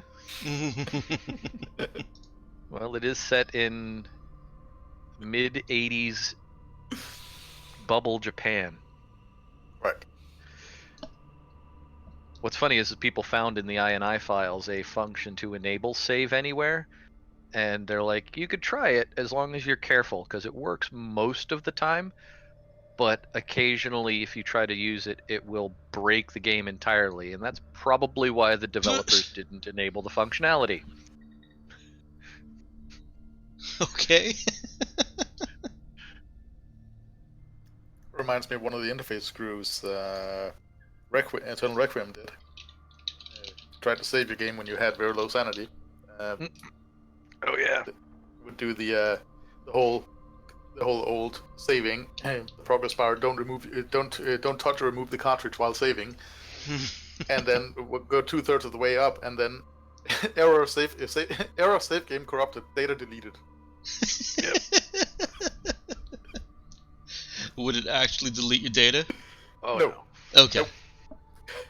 It was trolling the game. Yeah, it did that to you when you had low sanity. Basically, it just started doing various weird interface screws with you. It's beginning to look a lot like Fishmen. For instance, that Jeez. one of the others I saw was that suddenly you'd see the shadow like a bug crawling across the screen. Yeah. That's awesome. It would also occasionally, you would see the little in the bottom right hand corner mute. Yep. Or you see the volume bar going up or down, and then the Mhm. volume adjusting as if you were doing it. And the first time it happened, I was thinking for a moment I actually thought I was sitting on the remote control or something. Till I realized, wait a minute, my TV doesn't have that volume bar. Yeah, it looked like the generic TV volume control, but if you were paying attention, most of the time your TV didn't actually have that volume control look. But it was close. That's fun. My favorite were the mild sanity effects when you only were kind of low. Like you'd be walking through a level, an area that you had already walked through before, and the statues, the heads on the busts, Yeah, and whatnot, they would turn and follow you. Yeah. Track the movement. Yep. or the What game was this? Eternal Darkness. Eternal Darkness Requiem for the Soul. How old is it? It was a very little known since it was a GameCube only title. Oh wow. Mhm. Yeah, not going back Yeah. there. You couldn't. Well, technically you could. I own a GameCube, It, and I don't remember if I actually kept that or if I did end up giving that my copy to somebody else. It was a yeah, GameCube only 2002. Lovecraftian horror survival thing. Mhm. okay. Multiple protagonists. Let's jump back to the game here. I believe we have everyone. We got Emma. Of course. Nick never left. Matt never left. He never leaves. Oh, I And- left, but you can't tell. That's fine. And Mel. I believe we left Nemo searching Dylan's apartment or room. Oh, by the way, if possible, presumably that is assuming that he didn't break the lock, he would lock the door after him. Yes, Mhm. it is possible. Right. He would certainly do that. Colleen is getting her haircut. She's described Again? to the stylist how she wants. She's going blonde with a bun. Cap is hanging out with her. And Dude is still kind of mopey drinking. Well, he sent a message, so Colleen has a little 1 next to her inbox. Okay. Well, that was when she looked at it and was like, huh. That's what prompted her little aside to Cap. Yes.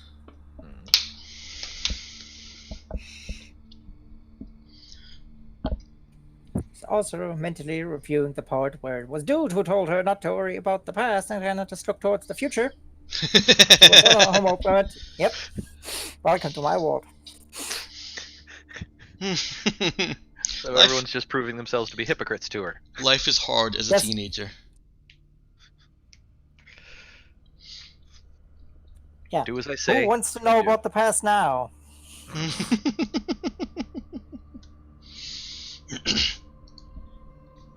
Alright.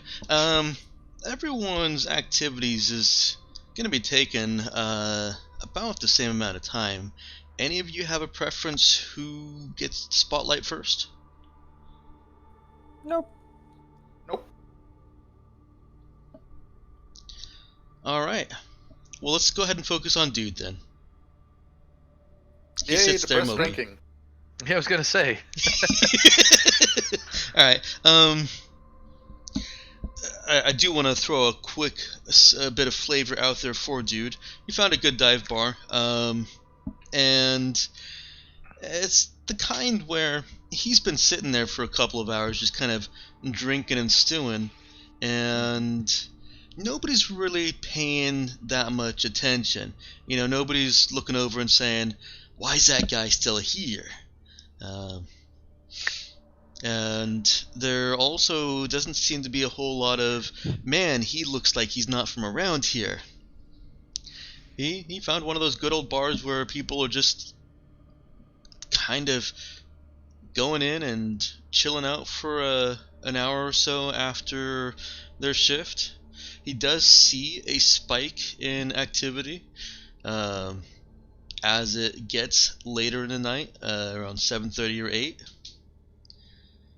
But No People one not taking kindly to his kind around there. no, people still just kind of leave him alone, and the bartender doesn't ask any questions, just keeps the beer flowing. Matt, go ahead and roll me a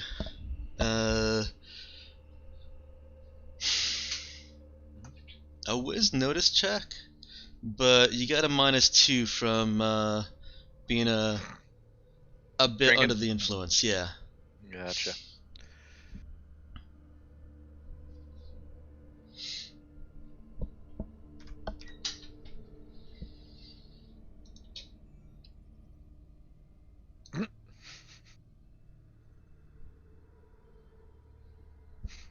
That was almost okay. Oh, I don't see any results yet. Oh, there it is. That is including the -2. That actually is pretty good. Dude can kind of tell that the tender is weaning him off.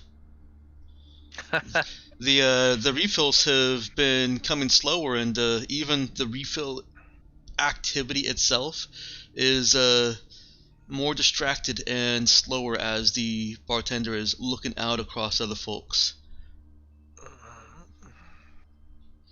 He is slowing him down.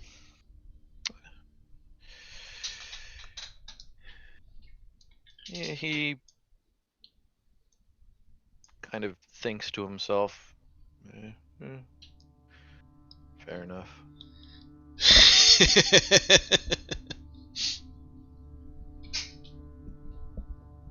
Is Dude actively trying to engage anybody, or is he just sitting and sulking? He's been drinking and contemplating. Okay. But yeah, once it gets to be sort of mostly nightish, like 7, 8 o'clock, because I mean at this point he's been there for what, 5 or 6 hours? I'll go with 4. Okay. Yeah, he's got a pretty solid, drunk on, but he kind of does the mental pat down of his facilities and decides, yeah, if I drink it too much more, I'm gonna have a real hard time getting back to where I'm going. So he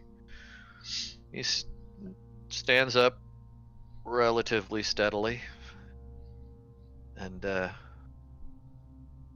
thanks the barkeep and goes to get himself a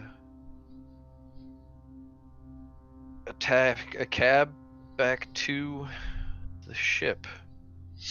Back to the ship. Okay. Ship, or back to his Oh, that's right. We've hotel. got hotel We're rooms. gonna Yeah. get a hotel room. Yeah. Plus, I'm not sure that we'll they've get- actually designed get cabs hotel that will rooms? go into orbit. Well, no, yeah, we got rooms when we came down. Yeah. I must have forgotten that. Yes. I was actually thinking about if we had established that or not. But okay. He actually would have gotten into the cab and asked to be taken to the shipyard first, wherever the Okay. shuttle port is. His first thought is just to go back to the ship. He actually wouldn't have remembered about the hotel room off in his state. Okay. The cab driver looks at him. Looks like he's trying to figure something out. And then he finally asks, "You want the local port or the star port?" Kind of looks at the cabbie. Well, man, I mean, my ship's up in orbit, and I guess I was gonna go back to my bed on there. But, oh shit, wait a minute. Hang on, I think I got a bed down here. Oh, what the hell's the name of that place? I know we paid for rooms.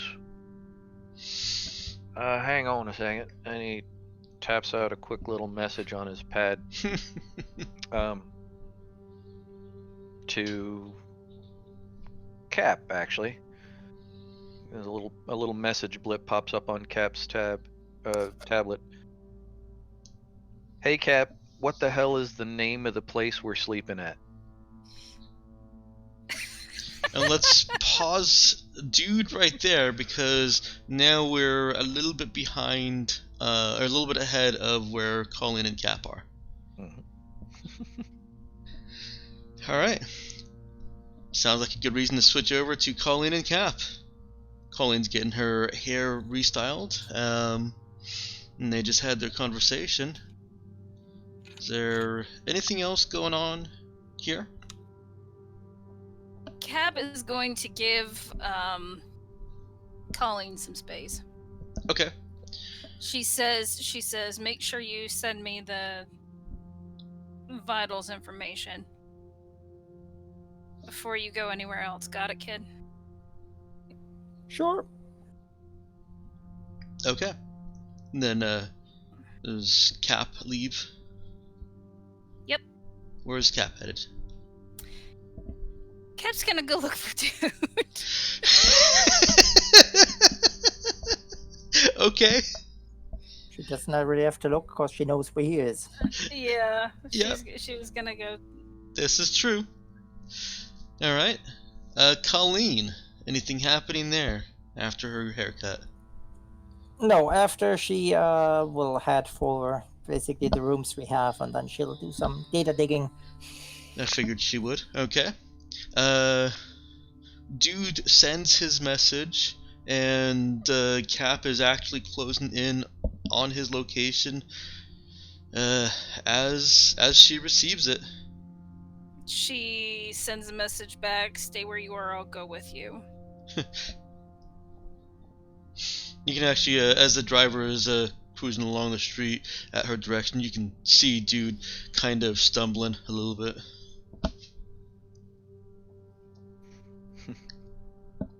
Oh wait, he's in a cab too. Yeah, I was gonna say if he gets that message, he'll look up to Cabby. Well, sorry to pull you out, man. I guess I'm gonna have to hang out here for a bit. Somebody's gonna meet me. Well, what do I owe you for just stopping here for a minute? He just shrugs and charges you.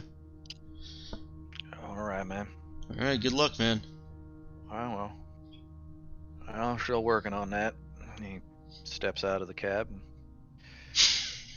props himself up against the the nearest side of the building. That cabbie takes off so fast. Another fucking drunk tourist. Hmm. Okay. If only someone was there to do something about them. Well, there is. Cap, your cabbie slows down and pulls over next to where dude has propped himself up. She'll open the door and say, "Alright, I'm taking you back." All right, Cap, you're the boss. And he kind of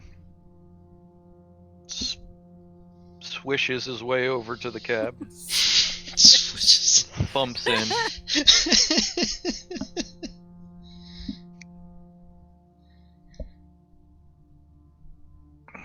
My poor cabbie. You see him look up at you guys in the mirror, and then he starts driving back to your hotel. Cap will give him a tip. Here's a tip, kid. Don't take tips from people.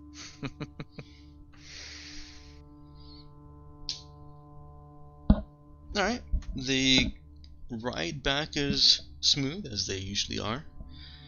It doesn't sound like there's much conversation going on during that ride. You get out and you can make way to your hotel. Well, to your rooms. Cap will assist dude getting back to his. I'm alright, Cat. Not that big. I ain't really that drunk. I'm just mostly tired. Worn out. Well, the combination. Yeah, you're probably right. This whole situation's really starting to wear on me. I know what you mean. Yeah. I mean, at least you've got the possibility that you might not actually be the person that did all the stuff that you're supposed to have done. I mean, I don't know. How can you kill your whole band?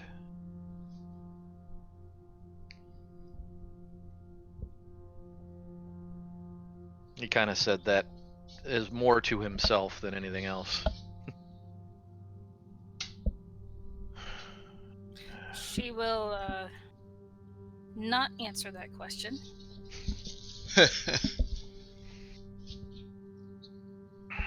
She'll just help him back to his room and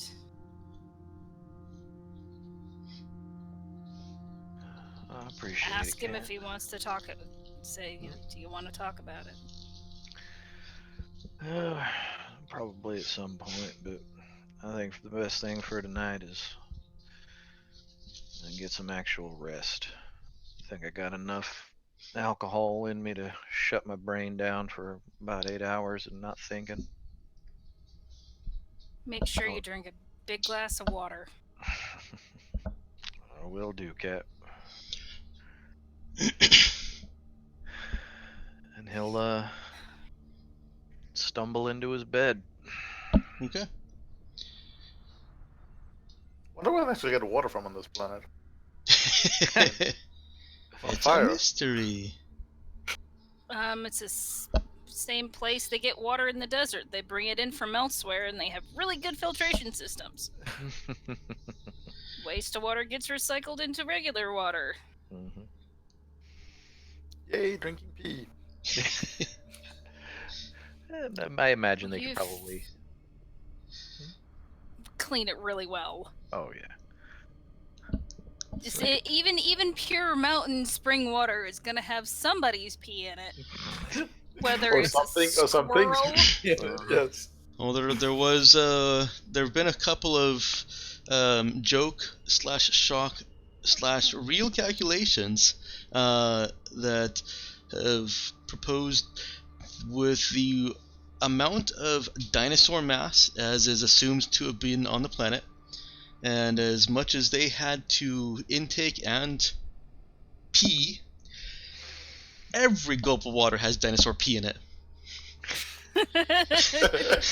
Yeah, because There you go. They can neither create nor destroy, and most of the hydrogen and most of the water on the planet is still just the same water. So it's just the level of how old is the pee. The older, the better. I'll admit, I never considered that.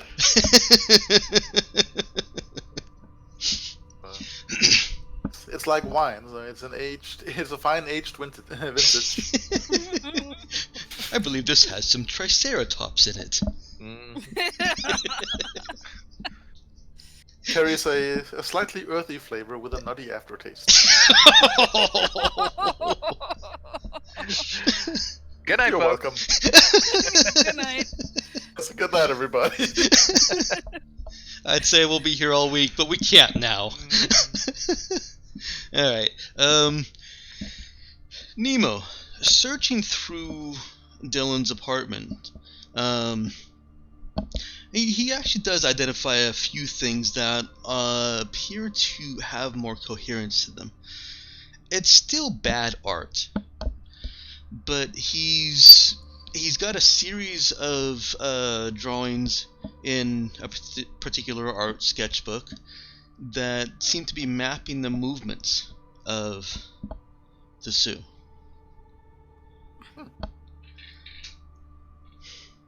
The words that he's written on these are as nonsensical as everything else that he's done so far. And I'm sorry, I was talking. What'd you say? I said that Nemo will commit that to memory. Okay.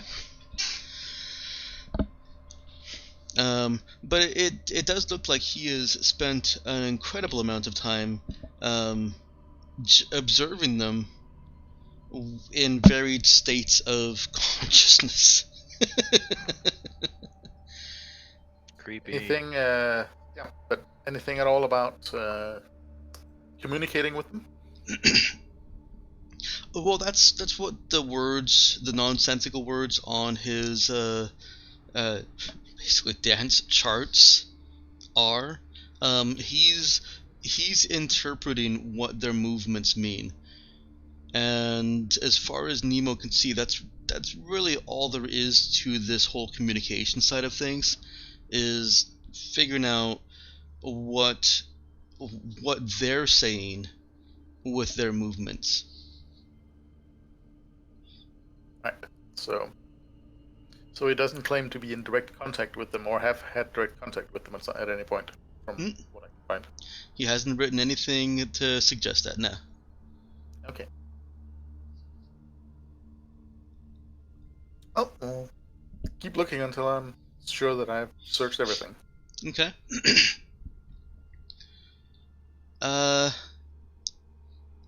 Sometime later in the content. Oh, wait, does the room have a window, just in case? And if so, how far off the ground is it? He's actually not on the ground floor. This is very, very old style, where there are shops below, and rooms above. Shops and other work type things. Mm-hmm. So he's on a second floor, but it does have a window, yeah.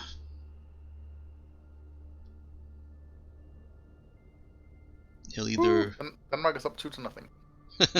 he'll either need to be in the dark or draw some blinds and hope people don't see the light there. Right. That was mostly in case of needing to make a quick exit. Oh, gotcha. Yes. He's only on the second story, and I don't believe that would cause too much damage to Nemo. Right. I believe it is 1d6 per 10 meters, which actually is way more than a single story. Yeah. 1d6 per 10 meters? Yeah. That can't be right. Yeah, we'll go with it for now. I'll look it up later. So yes, if he has to jump out, 1d6 per 10 meters damage. 10-meter fall will kill any normal man.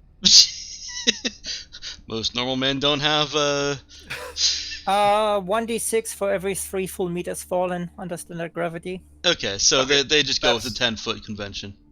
Right. Which Okay. is still not good, but at least better than that. Yeah, it's still really only one story, which single story is about 10 feet. Yeah. So Okay. you're, Just you're still at making 1d6. And I'll just continue to methodically search for anything, any and all useful information regarding the zoo and anything else that he may have written down that actually seems at least semi-lucid. There are a couple of other And while he's things. at it, he'll also look for any, just out of curiosity, if he can find anything about where he gets his supply, anything about where he gets his drug supplies from. He is looking for his little black book. Yep. In this context, it means something different.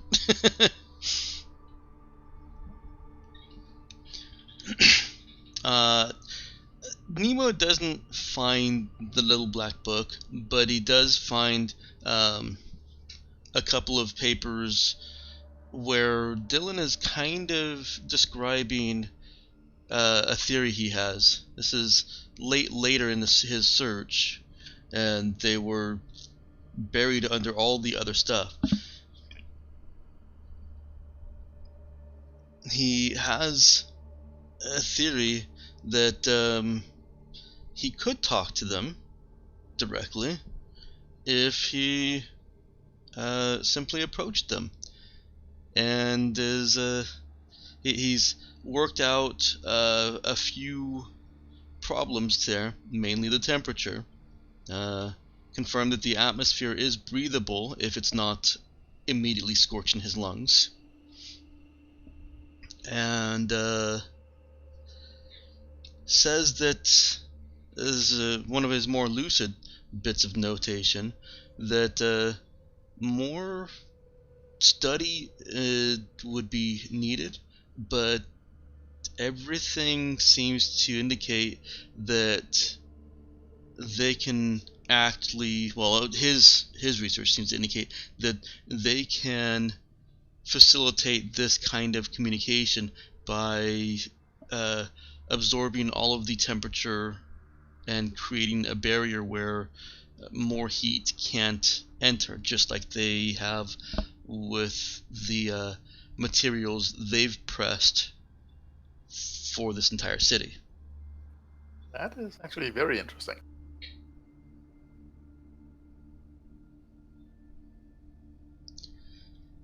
And it's about this point that Nemo does hear some scrabbling at the door.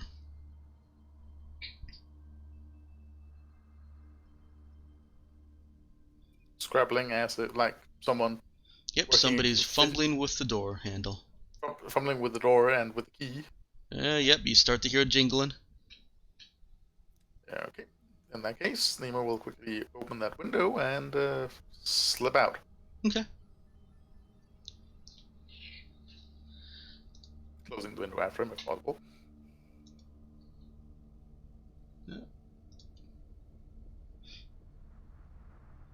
Where are my peeps? Okay.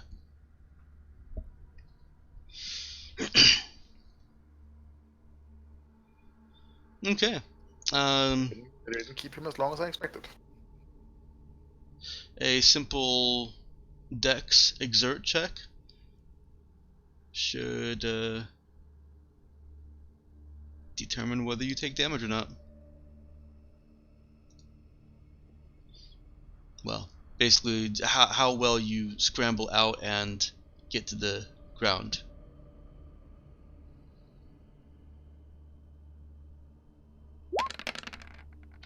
And that is sufficient. There you go. Okay. Where is Nemo heading after this?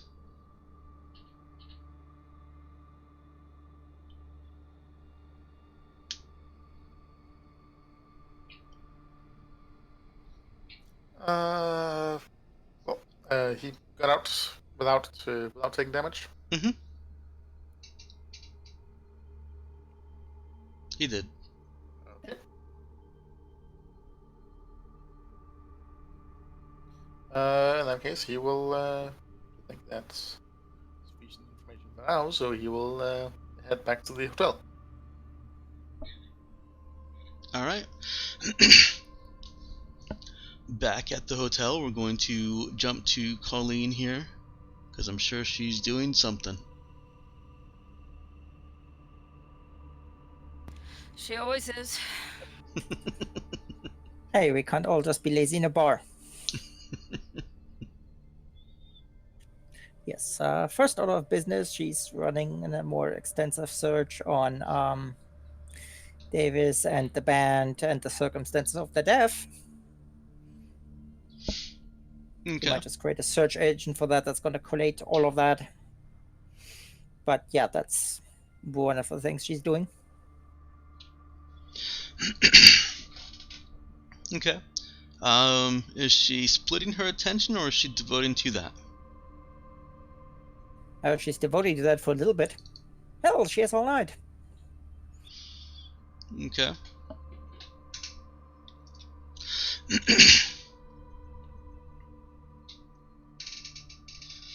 Well, she is able to filter through some of the old news. Go ahead and get a int program check to see just how well.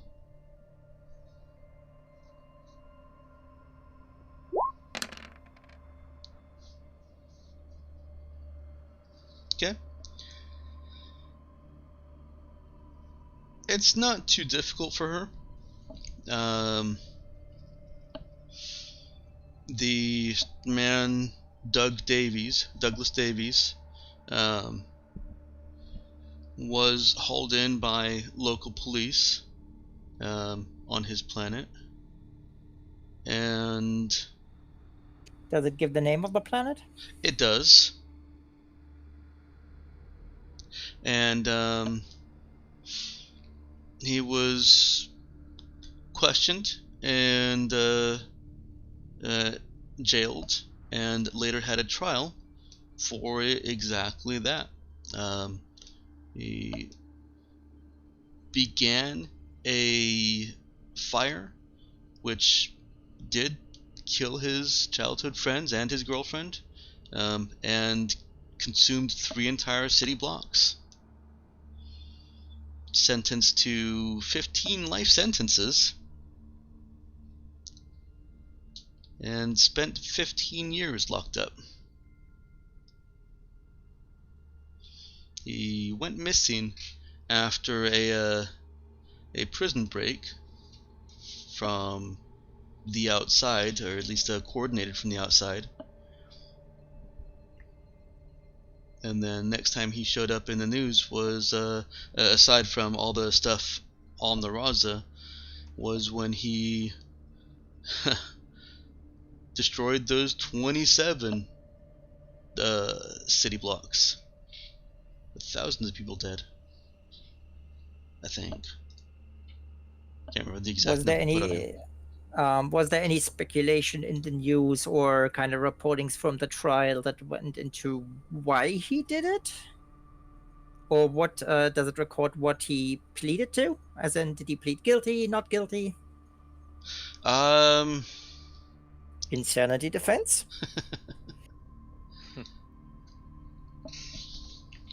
The trial was closed. Very high profile. So there isn't a whole lot of information. There isn't a whole lot of inside information.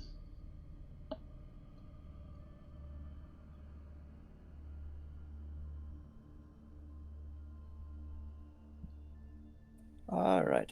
What was the name of the planet? Yes. The planet was called Yes. No. But One is called it has The a planet name. was called Yes.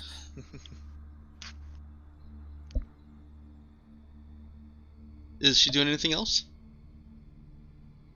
I don't have a name for it yet. That's fine. I just said that's why I had to add it in my notes. Placeholder. Yeah. Planet placeholder. Uh, Well, after that, that's at least good enough for now. She'll probably dig into that a bit more later. Then she's going on to first review all the information she's given on the job. okay. She's already spent a Basically, couple and that hours it'll- digging up that information about Dude, so it's not yet midnight, but it's getting late. It's okay. Okay. I assume there's a coffee maker in the frickin' room.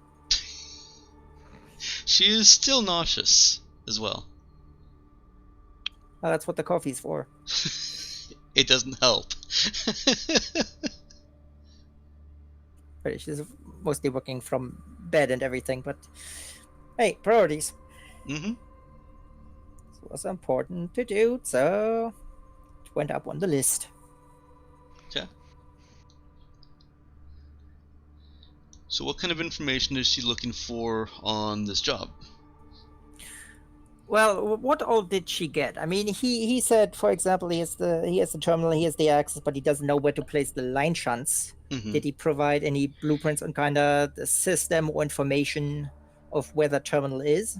He didn't. He told her that there would be people who can place the line shunts wherever she designates they need to go, but that he can't actually get her access to the terminal until the time of the job. Okay. In that case, she's focusing more on it. That might partially at least be public information. How the whole emergency system works. Do they have something like in place that notifies everyone in the complex in case of emergency? Are there designated safe zones? Because those would be marked on even kind of public terminals, as an emergency, go to there. She's Places to go to not die. It's easy to find the external safety procedures. You know, exits are marked here and there. Go to your nearest exit, etc., etc. That's easy to find, but it's all very generic. Most of it is, well, the exits are taking people to the secured area, the little padlock on that map, where in case of an emergency, there's a small military force and a small emergency maintenance force. Okay, so they don't have like a emergency plan that's let's say given to the tourist when the red light blinks, run. No.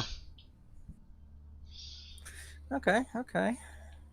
I mean, imagine going to Disneyland and being handed a pamphlet. If a ride comes crashing down on you, yeah, there is appears to be an active effort made to minimize tourist contact with any potential emergency situation, or the possibility of an emergency situation. Okay. While still providing a minimal amount of information should an emergency occur.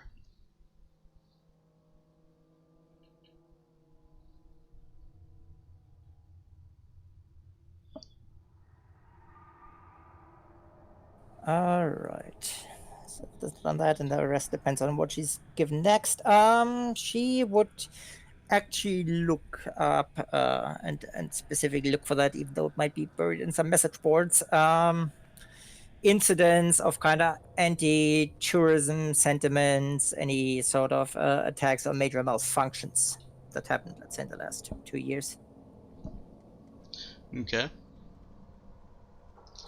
I'm gonna ask And you. she used the kind of with the name as well. So she's trying to see have similar incidents occurred. Okay. Gonna ask you for another program roll on that. I appreciate that.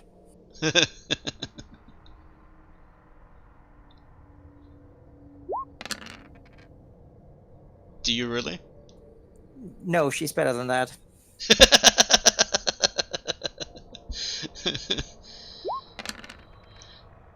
She This shit is important. Um, well, she finds a decent amount of information about both topics, although there is no correlation between any kind of security issues and the Karis Behrman, which is the name of the guy she met.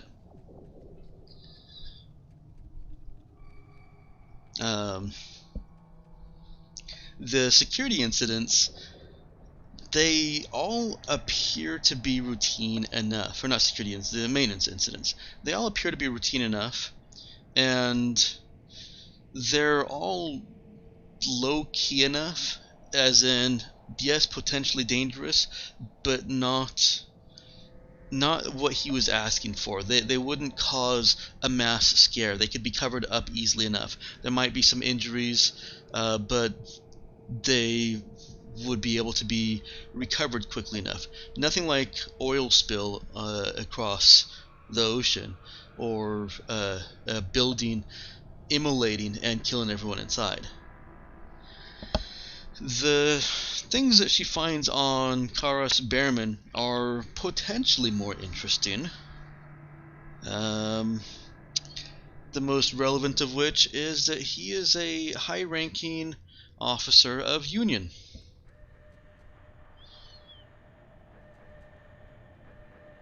Oh, good. That raises the chances he checks the genetic blueprint of hers against the Union database.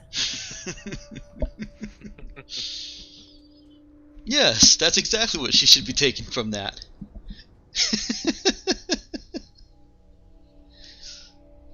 Which is fine. She knows what Union has in her. Mm-hmm.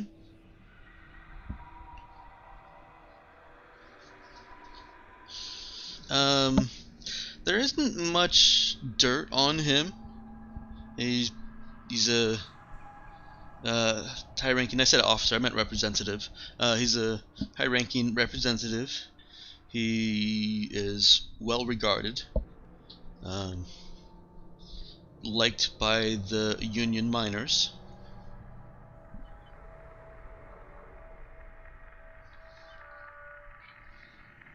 And that's what she's got.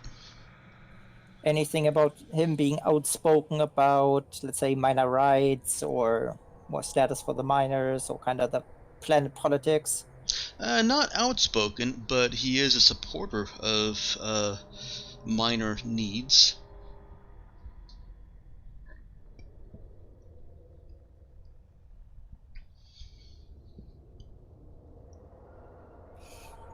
Right.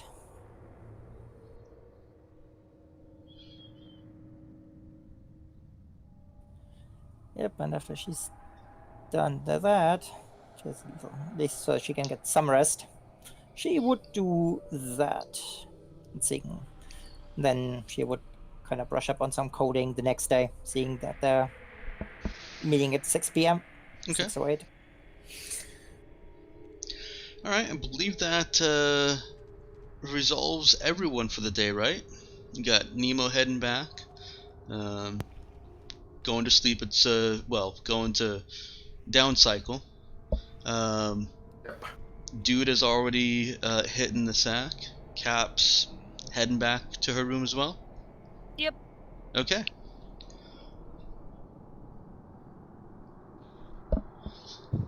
Let's mark that there's one day gone. I'll actually put it into the chat too.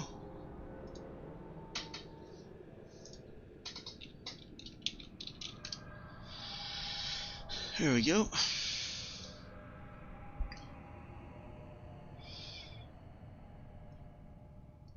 And it's a new day. Aside from Colleen and Nemo, is anybody doing anything spectacular? Cap's gonna check on Dude, bring him some coffee, some good coffee. Okay. How does Nemo start his day? Actually, he's going to look up Cap and Dude as well. Mostly Cap, but if she's with Dude, then that's where you'll find. Okay. Colin is still asleep, so the three of you gather up.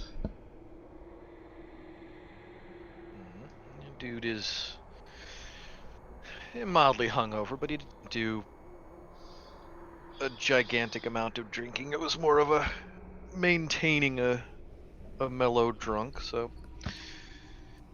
he appreciates the coffee. And if Nemo shows up as well, how's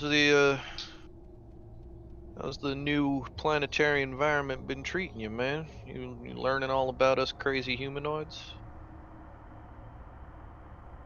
I believe so. I've picked up quite a lot of potentially useful knowledge, which is what I wanted to speak to you about. Oh, no shit. What is there to find out about this tourist trap? And as you requested, Captain, I have made sure to stay out of trouble and have not revealed my identity or your identity to anyone here. Good, because the kid's got a job and I don't like it. Interesting. With whom? She just shakes her head. Doing what she does. I don't know what it's about, but I didn't like the look of the guy. It could be that in my scouting, I was able to pick up information regarding a prominent figure in an anti-tourist underground movement. Might be related to that. What does he look like? I did not meet the man. Did I have him described, or did I hear anyone describe him when I was gathering information about him? Mike?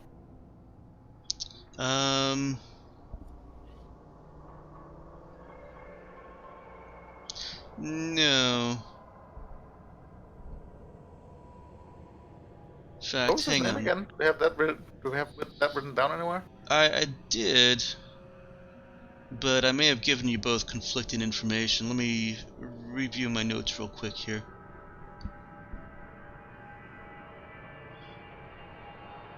And if I gave you guys both conflicting information, then either the information is wrong or I was wrong.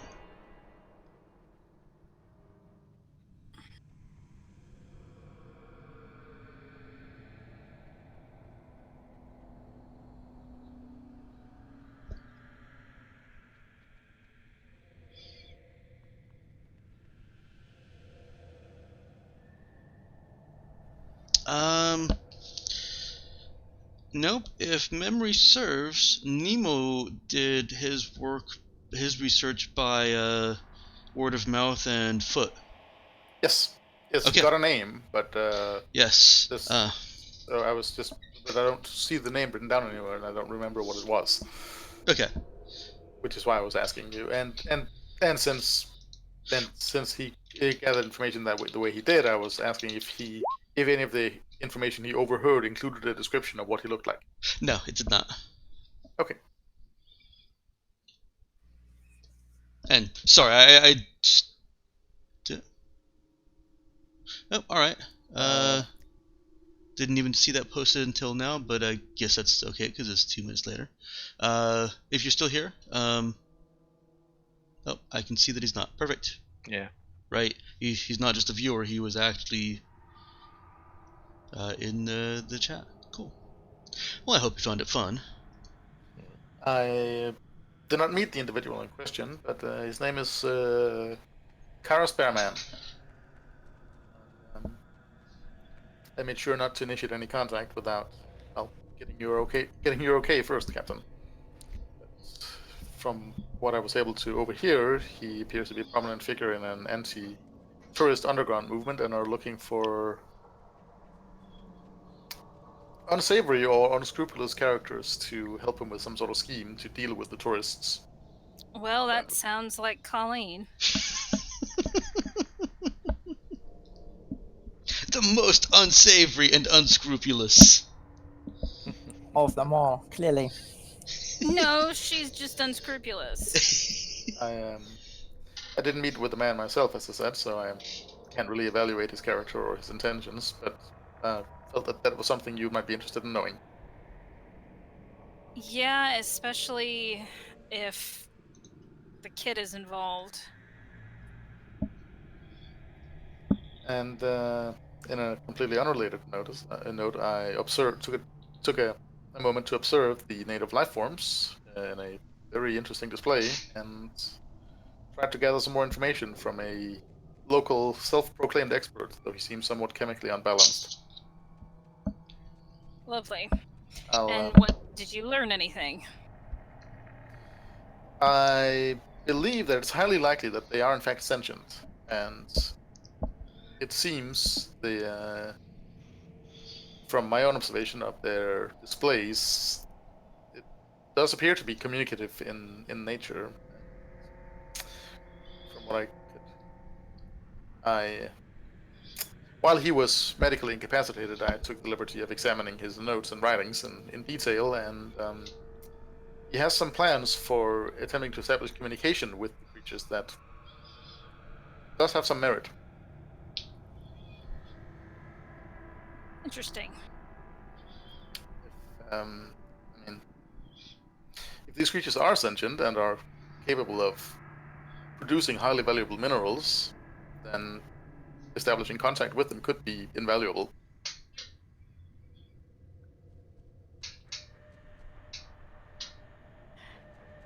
Well, yes.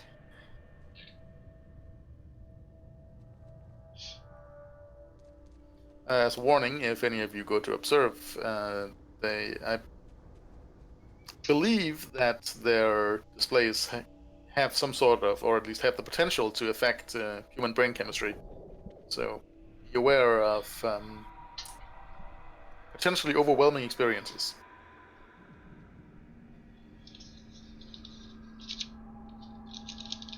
Wonder how that would work with me. It did not affect me, but shouldn't be too surprising. She just smiles at Nemo and says, "Well, you're special." Yes, I believe I am, Captain. Thank you. If we had no other plans, I was thinking of establishing contact with the local self-proclaimed scholar again, now that he's hopefully in a more balanced state of mind, and talk to him more about his ideas and thoughts regarding communication with these beings. If you really want to. Unless we have other more pressing business, of course. Keeping Colleen from getting herself in trouble? And us? I think that's kind of a futile endeavor there, Cap, but I know. we'll have to keep I on know. trying, I know. Tranquilizers and restraint. Was that a character? Yes, that was in character. She let And Cap probably listen. straight serious, too. Yes, completely. Cap gives him a look like never suggest something like that again. Would that not be appropriate? Dude looks Yes over and no. Yeah, dude looks at Cap and goes, "Well, he's not wrong, Cap." I know.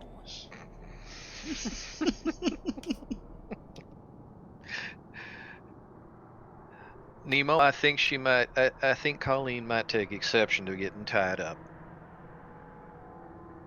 Might want to table that particular thought. And she could do really terrible things to us on the ship if she decided to. Yeah, she does have a tendency to disappear into the works. But if she is getting involved with the local criminal elements, then the chances of, well, trouble are quite likely. Yeah, I know.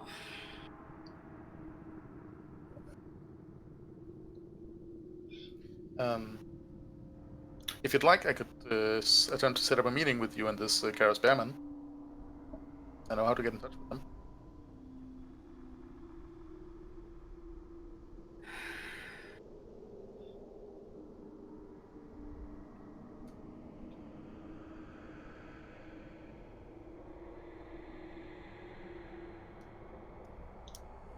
Cap holds up her finger, pulls out her data slab, and looks him up on the internet. Okay. He is a public figure, and it's since she's not trying to dig up dirt or do any of the filtering that Colleen was doing, it's actually really quick and easy. But he is the man that Colleen met with. He is the man that Colleen met with. Okay. He's the man that Cap saw. If you add a few shadows and assume a couple things, talking to Colleen, it's not a perfect match because you're seeing a perfect picture as opposed to what Cap was able to see in the bar. In a dim bar. Right. And as I mentioned while Colleen was researching, the most striking piece of information about him is he is a high-ranking representative of Union.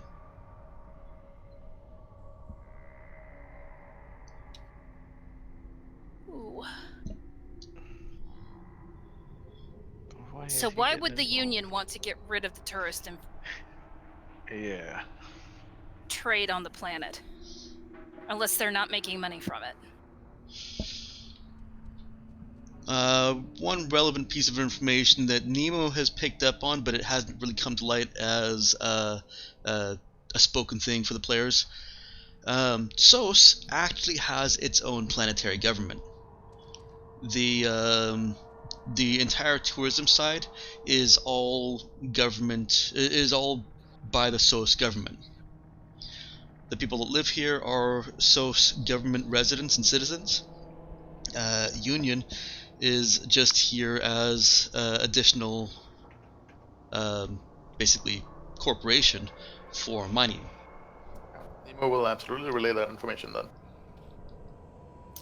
So they could be trying to do something to disrupt the SOS government's Undermining income. the local government.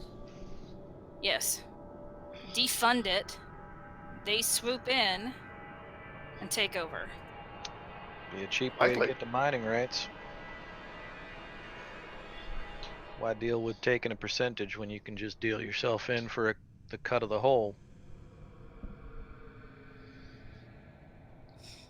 Cat messages Colleen. I'm gonna assume that even with her nauseous and lethargic, and now quite hungry because she hasn't eaten since she got nauseous and lethargic, AFK just a sec. okay, that a blip on a device wakes her up. Yes. Go for Colleen. She's hungry. Hey kid, when you're up and around, come to Dude's room. Okay, do you have food? I'll get some ordered up. Do you have coffee? Yes. Alright.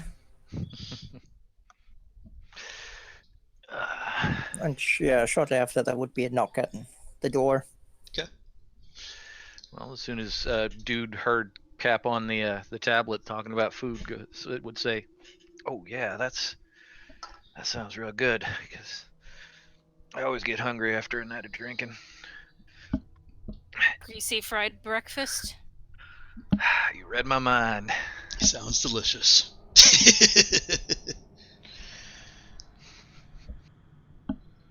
Cap will get room service. Mm-hmm. You actually have a great selection of food items available for room service. You are in one of the tourism hotels. Right.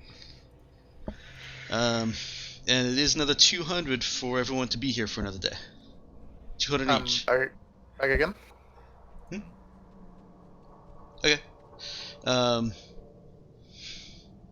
Fill Mel in. The Cap sent a message to Colleen. Colleen responded, and Colleen has arrived, and food service or room service is coming.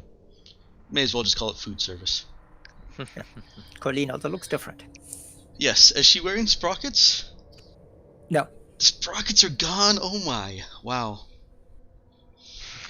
Well, it would mess with the bun. Did they have to cut one out? Nope. She fixed that ages ago. She did resolve that, yeah.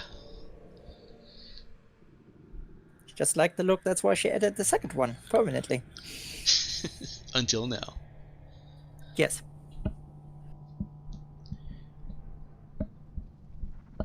Okay. Yes, there's a blonde knocking on the door. It's unmistakably Colleen still. Uh-huh. Dude will kind of give her a look. You gonna do that every day now? Different color? Maybe. That's actually a great idea. Not if it costs 200 or 100 a pop. No, We'll that's eventually awful. run out of colors. Oh, yeah. No, we And haven't even all explored sorts all of the good- shades of green. I'm I not feel even like for all the greens yet. You might I think also blue run out might of. be next. You might run out of hair after a while. I get the impression that that kind of shit's really bad for your hair. Nah. Check You upon wake out, up she and still has the Colleen's two. bald. She still has the two glowing streaks. She does. Those did not go away. Uh-huh. She made sure those don't go away. Ah, well then the stylist did not have to tell her that they're not going to go away. Which Congratulations, is fine. you have made a permanent alteration to your character. It's win-win for both sides. I don't see the problem. It does only last for 2 months, but it's permanent for 2 months, unless she cuts her hair, of course, and then it will continue to glow. Oh good, so it's not like Tangled. It's not what? It's not like Tangled. Oh, where it loses The all movie, properties once caught? Yes. Cut? No. Yep. No. There is no requirement that your hair stay attached to your head for it to glow. It does glow a different shade, however, now that your hair has been bleached and blonded. It's That's a fine. little bit lighter of a green. It actually blends decently.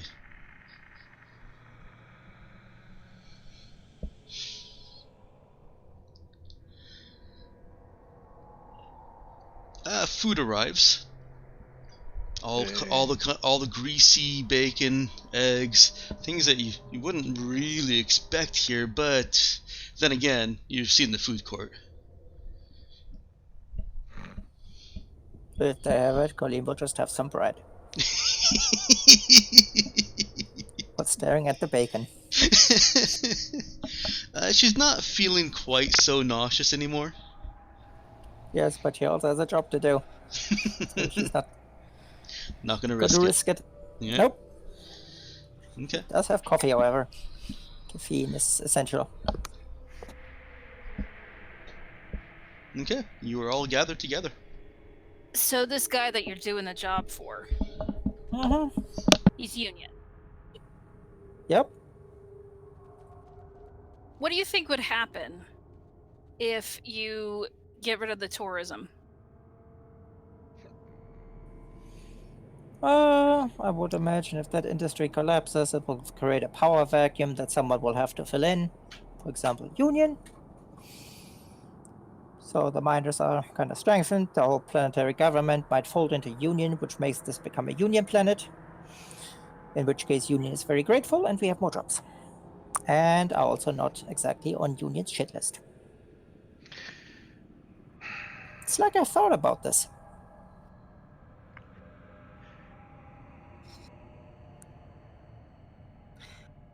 I don't like it. I mean, yeah, it feels in line with the kind of shit that we probably were doing before we forgot what we do. But I don't know. I guess I kind of thought we were going a little straighter. Okay. It's not likely the to be less greatest thing. violent than your previous actions.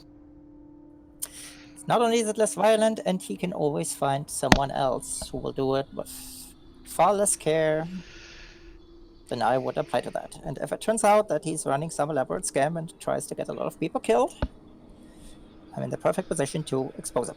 Granted, that will piss off Union, but I'm fine with that.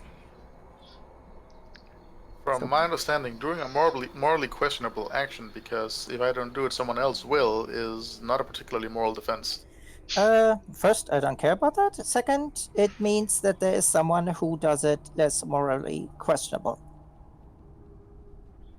And someone will just say, screw it, I'm killing everybody.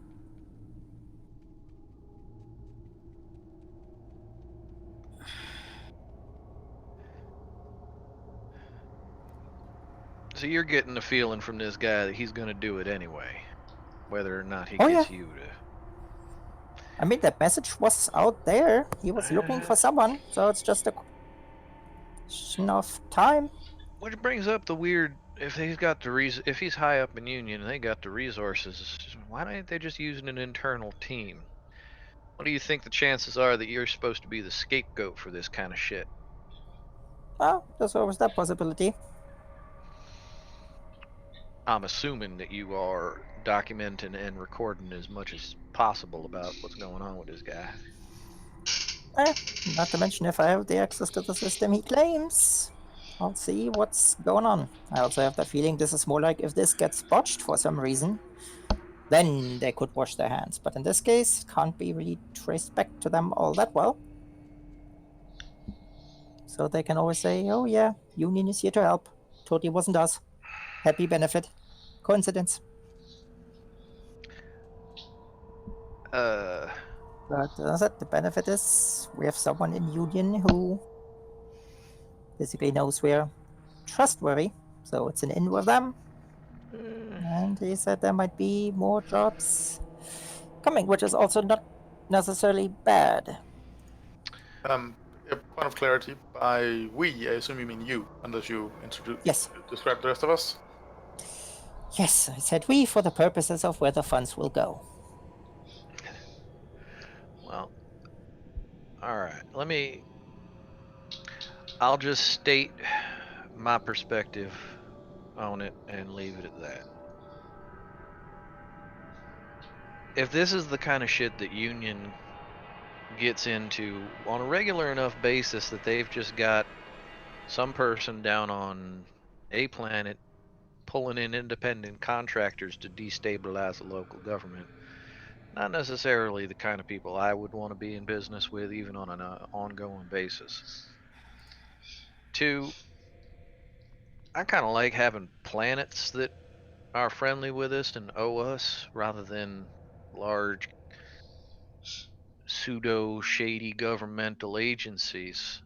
That have planets and stations like everywhere. Well, yeah, but we've been on. I mean, we're trying to stay under the radar of everybody at this point until we find out what the hell's going on. But so stick with me here.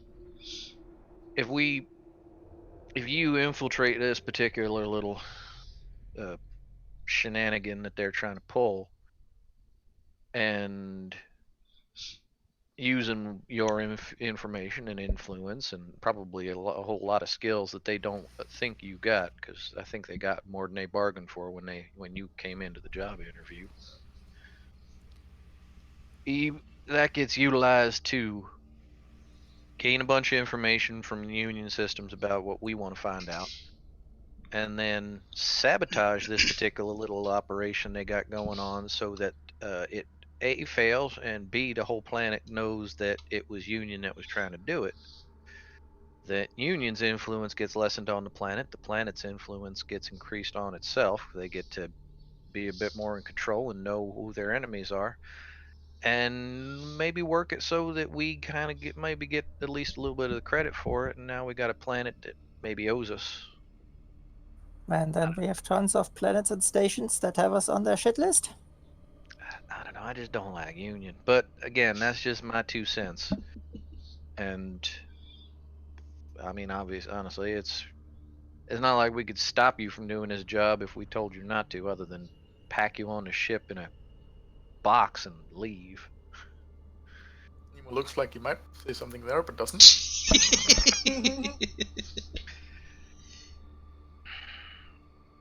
I'm just saying I don't really want to be the bad guys anymore.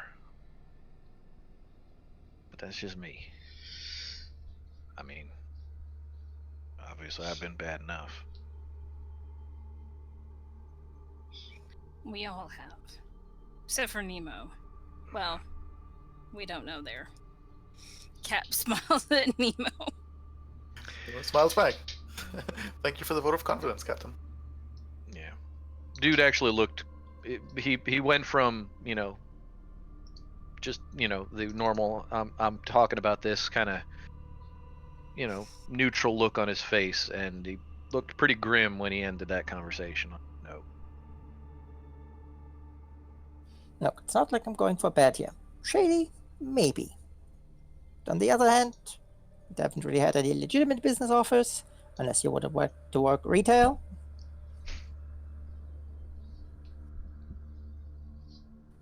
And as I said, at least I will be in the perfect position to either can this entire planet, expose it, if it turns out it's truly nefarious. Otherwise, get benefits for that sort of thing. Got to imagine this planet's economy relies a lot on this whole tourism thing. If this fails out, and they're just going to be a planet of poor miners, just like Stent. That didn't exactly work out too well for those folks. Just because they got all murdered. Wasn't an economy thing. Unless you would consider that a 100% turnover rate. And they all kind of turned over, didn't they? I kind of got the feeling that planet didn't have the kind of defenses they would have had if they'd been more than just a poor mining colony. We downgrade this planet to just another planet full of rock hoppers. I gotta imagine quality of life's gonna diminish greatly for these people. That or improve it. I don't think Union would let all of it go. Considering they're willing to destabilize the entire government just to get a bigger share of the pie, I seriously doubt wages are going to increase. And potentially kill quite a few people. They certainly don't seem to be That's what too trying to broken avoid. up about that. Well, I will trust that you don't actually want to kill people. I don't. I'm just saying I don't like the idea of being the bad people in this situation. Keep an eye out. Well, that was the plan.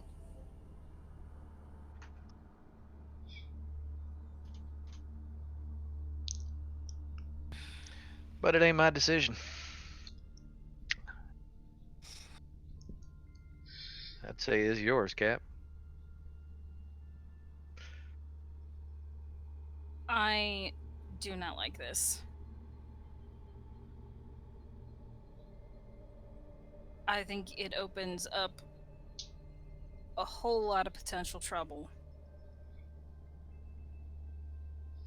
Including the potential that this is some sort of setup. This was a setup. They could have done it easier. Well, maybe not a That's setup it. for If it us. is a setup, then I can stop it. Not a setup specifically for us.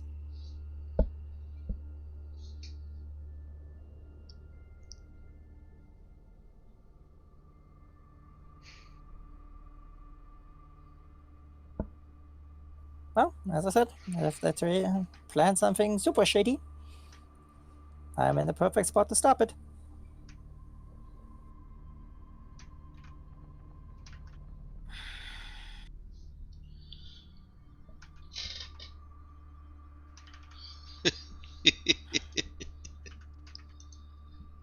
Oh, dilemmas! What? In my game? Never. Perish the thought. As unlikely as me putting riddles in mine. God damn it, Mel. You are fond of your riddles.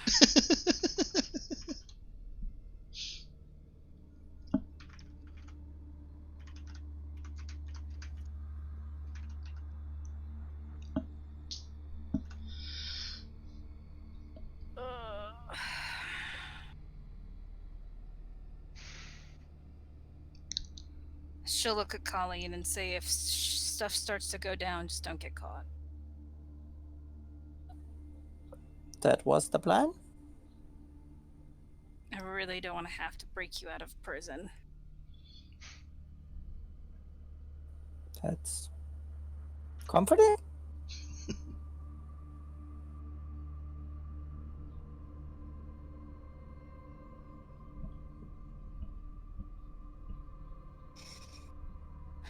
Having the Union on our side, or at least a little helpful, but I don't like this.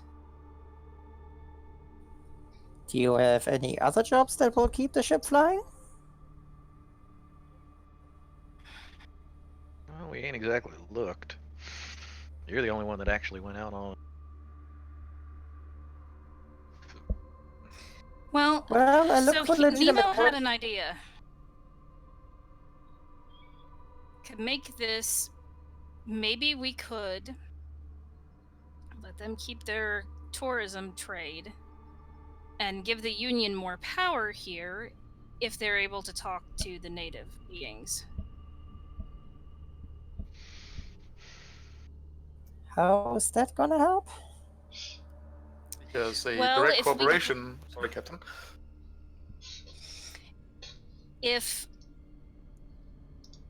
the beings here are able to do things like create this structure that survives within the planet's atmosphere, and the Union knows how to talk to them and get their assistance, that would give the Union more power here.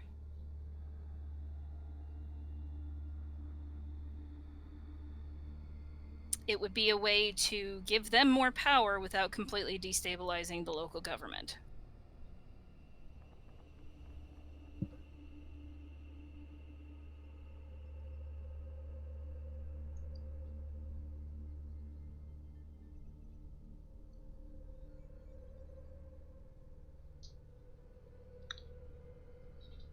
I believe that analysis is absolutely correct, Captain.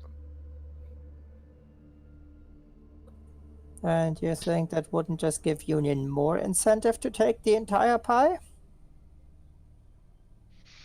By pointing out to them there's something even more valuable here that they can all have? Because this Or tourist... we give it to the government, the SOS government. Give them more bargaining power with the Union. I hate to say it, but the essence of this job is that Union is done bartering.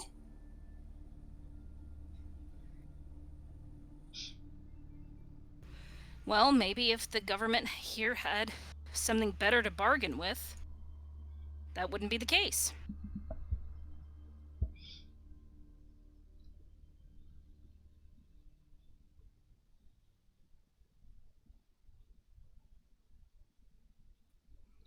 At any rate, if we could, in some way, facilitate the ease of communication with the natives, then we'd have a very valuable bargaining chip.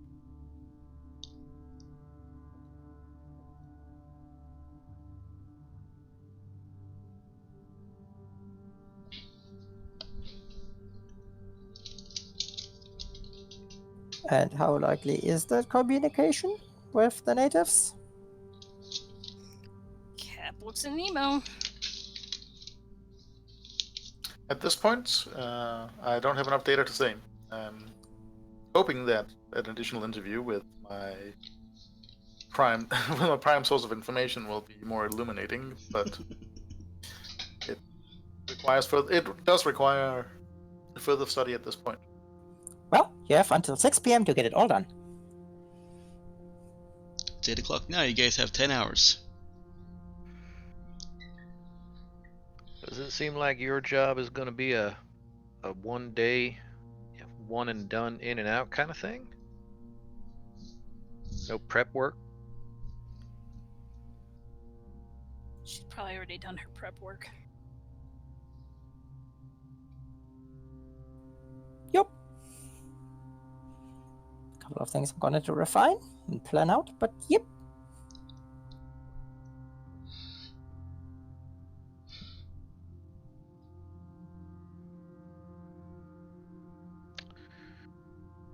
makes you feel better. Most of my planning today is to avoid them screwing anybody over the really, really bad way.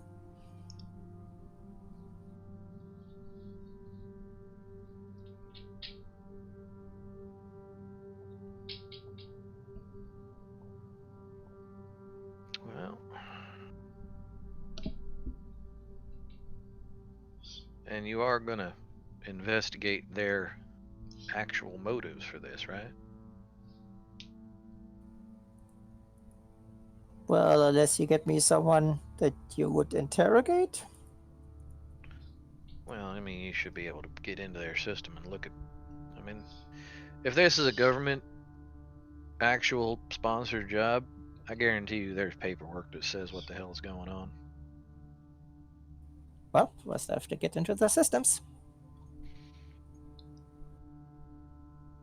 Yeah, that sounds about right.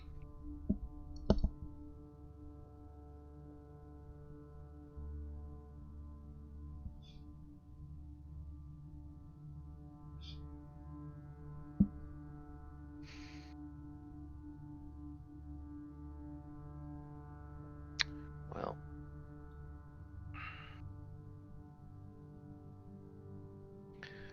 I think most of my day is waiting to hear back from the scrap vendor.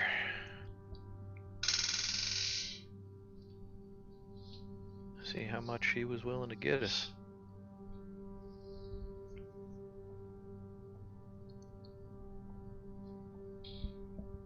'Cause that would help out a lot.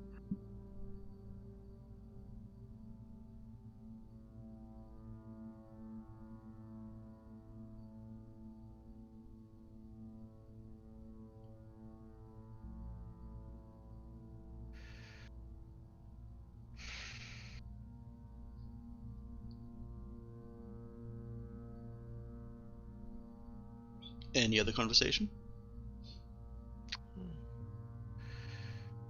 Kind of looks at Colleen. Just be careful, kid. Try and stay good.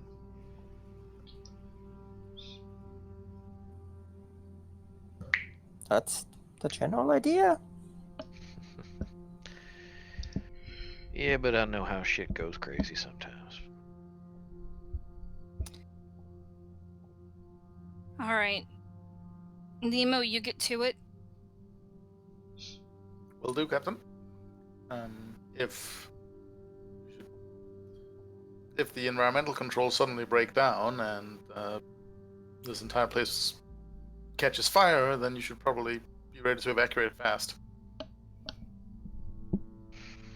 I thought one of the points of what the kid's doing is that it was going to be get people out of the areas with a lot of time to spare, right? Yes, that's the plan. Everyone gets to a safe area, and I'm gonna make very, very sure that there's an emergency message. Right on. That looks like everyone would burn, then no, I would not do it. We're strictly talking property damage here. Well, I mean, do we need to get our shit out of our hotel room? Where's the hotel located? In here somewhere. Yeah, as a precaution, yes. This is not going to affect the residential area, right? Just the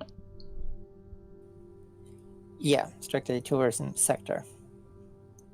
Nobody would be that stupid to burn down the residential district, because chances are the people who want this done also kind of at least live there somewhere. Also, I wouldn't do it. Well, there are plenty of people living and working in the tourism area. Yep, we're gonna make sure that all of them get out nice and safely. Yeah, There well, is a designated safe area and safe room and everything. just hope you understand this is going to deprive a lot of people of their livelihood, because you're going to be burning a lot of shops and businesses and all kinds of stuff. I mean, hell, this is probably going to single-handedly bankrupt the insurance business for this whole area. Possible. Feels pretty probable to me, but yeah.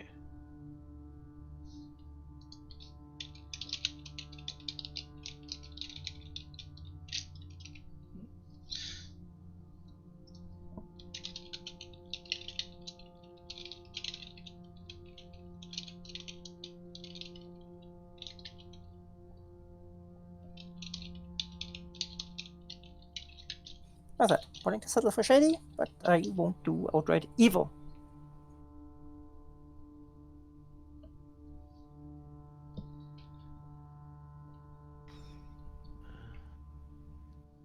Nemo tilts his head slightly, and there is a show in that the native life forms are preparing another show. We wish to catch that before the sector goes up in fire. You go take care of what we need you to take care of, Nemo. Dude and I will check it out. Absolutely, Captain. I will keep in touch and stay out of trouble. Thank you. Like I said, one is more than enough for me. Nemo will head back to the residential area to look up Randy again. Probably should have moved you all over here. You said to look up what? Dylan. Yes, Dylan. Okay. Dylan Ray. Alright. Nemo is heading out to the residential area. Where are Cap, Dude, and Colleen going? Colleen goes back to her room. She has some prep work to do. Okay. Cap and Dude? Cap looks at Dude. You want to see the show? Yeah, why not? All we're really going to be doing is waiting. Go for it.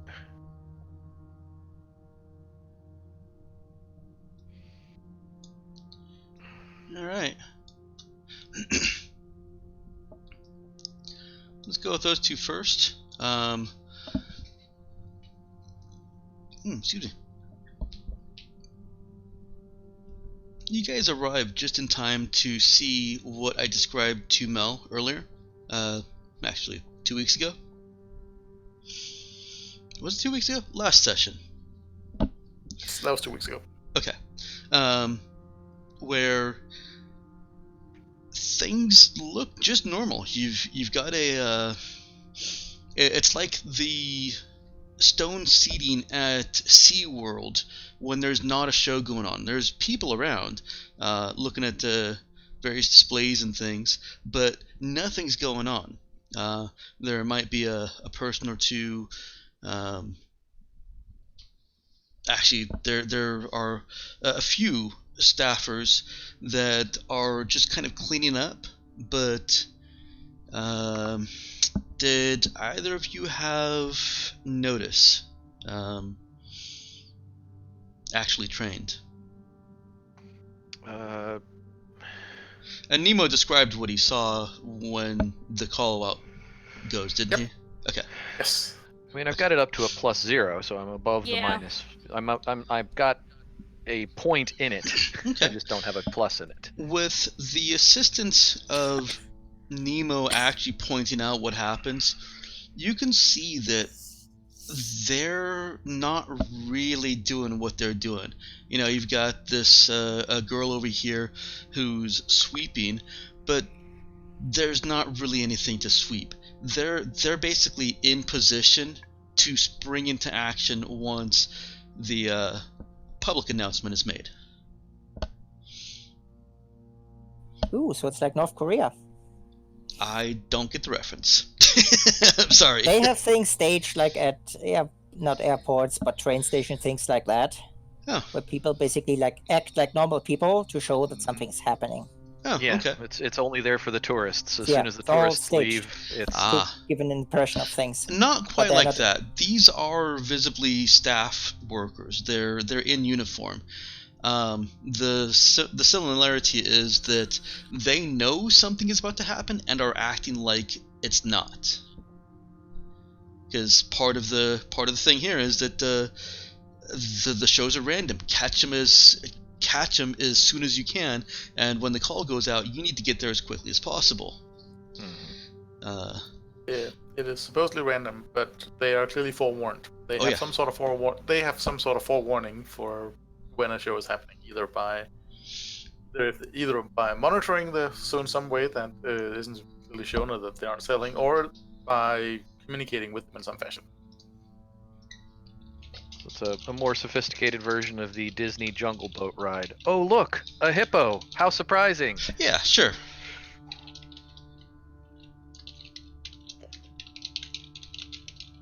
Whereas if you're paying attention, you can tell, yeah, they're not surprised.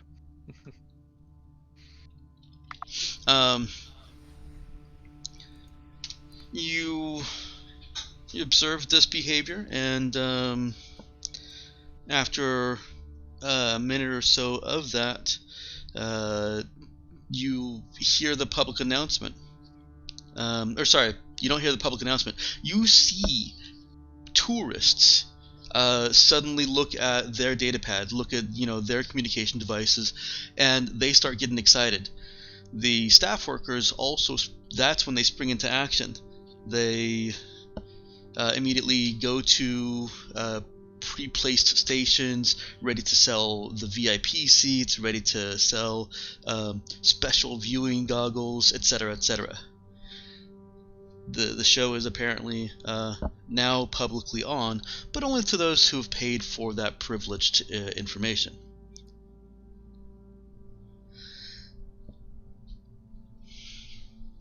But we got heads up because Nemo. Mm-hmm.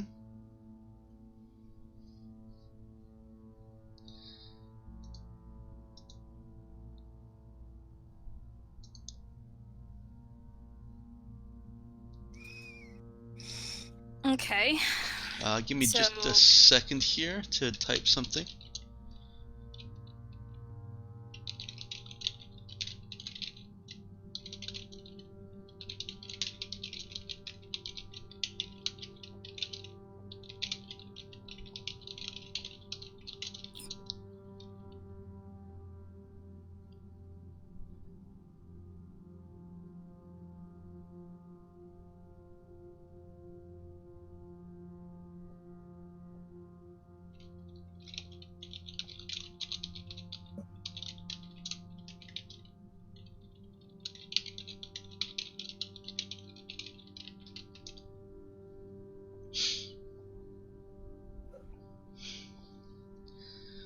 Mel, the channel becomes less chaotic and more coordinated. This is the first time you've heard anything other than the sewer ready to perform message, and he can now rather easily identify the channel as a, yes, it is for broadcasting to the staffers when something has happened. It's also their emergency coordination channel. Right.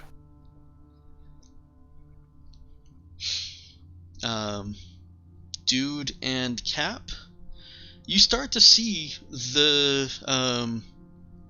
what are apparently the alien life forms approaching the window, and you also, it's difficult not to notice, see that there's definitely a different set of instructions that the workers are receiving. They stop selling tickets.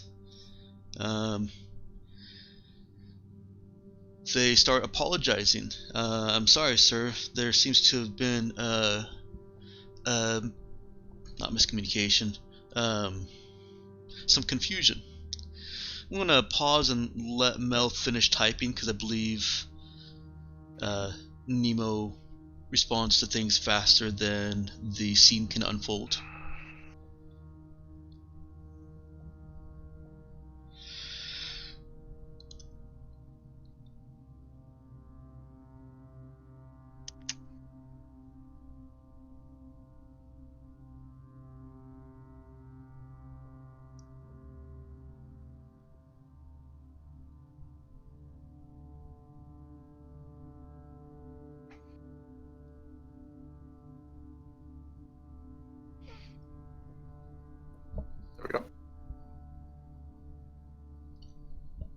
And as Nemo is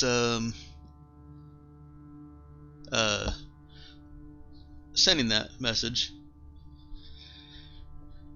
you do see that the viewing window, you didn't see it before, it was cleverly hidden. It has shutters that are now coming down. The life forms, the energy beings, appear to be rushing at the window, and then they're not. There's something in the way. There's actually sparks and fire throwing back and forth between them.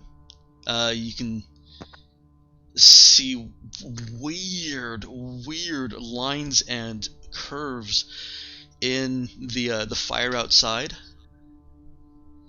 They seem to be interacting with each other with these lines and curves, and it flickers between that and rushing towards the windows.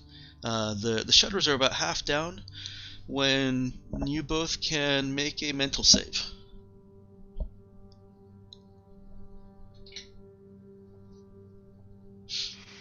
How does one do that? That should be on your character. There we go. Yeah, it's a pretty easy click.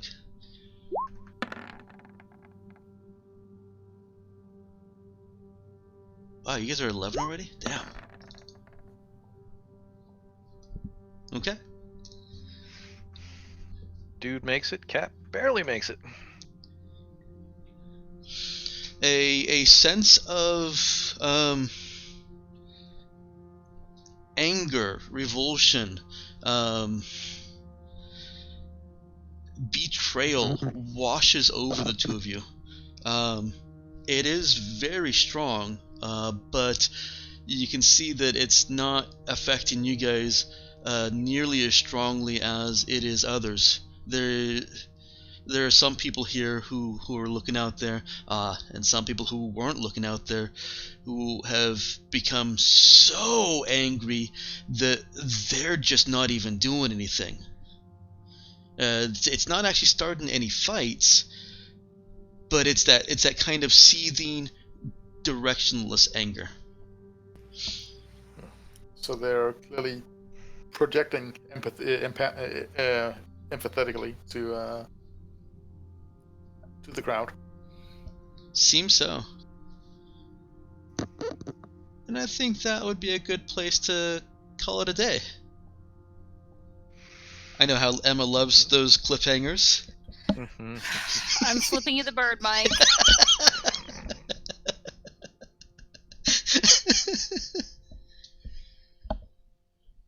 But yay for at least parts of Nemo's theories being validated. Mm-hmm.